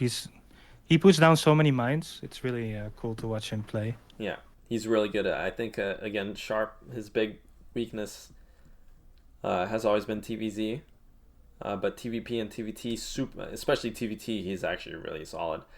But I'm not sure that they are gonna. I think it's just gonna be the finals, which is going to be on the 27th. Man, that's gonna be in a long time here. It's gonna be in 27th is the finals, so yeah. that's It's in a 1.5 week. 11 days. So yeah, that's Yeah, gonna be a lot of ZVZ practice for both those guys. absolutely. It's gonna be really full of mind games, I'm sure. I mean ZVZ especially, and that's gonna be so much fun. So hopefully you guys. And it'll be quick, so you can wake up at 6 a.m. and it'll probably be done, now an hour later or Oh 2 hours yeah, later. yeah. Well, it is the seven. What if we see some long games, man? Like the Some first hive macro games. games, Yeah, maybe. There's got to like be at least one, dude. Like action yeah, versus effort. exactly. Yeah, that was what I was thinking of as well. Yeah. That was a crazy, crazy one. So yeah, ZVZ can go into the late game, but it's very rare. But it's always very fun to see. It's dude. Honestly, a lot of people. Yeah, I saw some of the comments. I think a lot of people are going to be disappointed that it's a ZVZ final, but you really shouldn't be, because it's so rare that something like this happens, and the amount of preparation that's going to go into this. Like usually players, they kind of ignore their mirror matchups because when they play online and stuff, like the players are aware that the viewers don't really want to watch mirrors, so they don't spend too much time playing it. But this can actually lead to like crazy meta developments, because usually these matchups are a bit they're, let's just say, they're not really paid attention to. So something like some crazy stuff can happen, honestly. Yeah, definitely.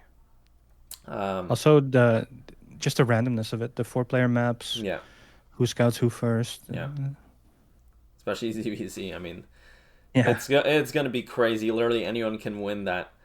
But yeah, man, dude, Ret, thanks for joining me today. Yeah, thanks for having me. Thanks for filling in for Nyokin. I wonder if Nyokin's gonna get his internet back. Hope so. Yeah, but He's got to practice for BSL. he does have to practice for BSL. He is playing next week. When are we gonna see Red in BSL? That might take a while. Okay.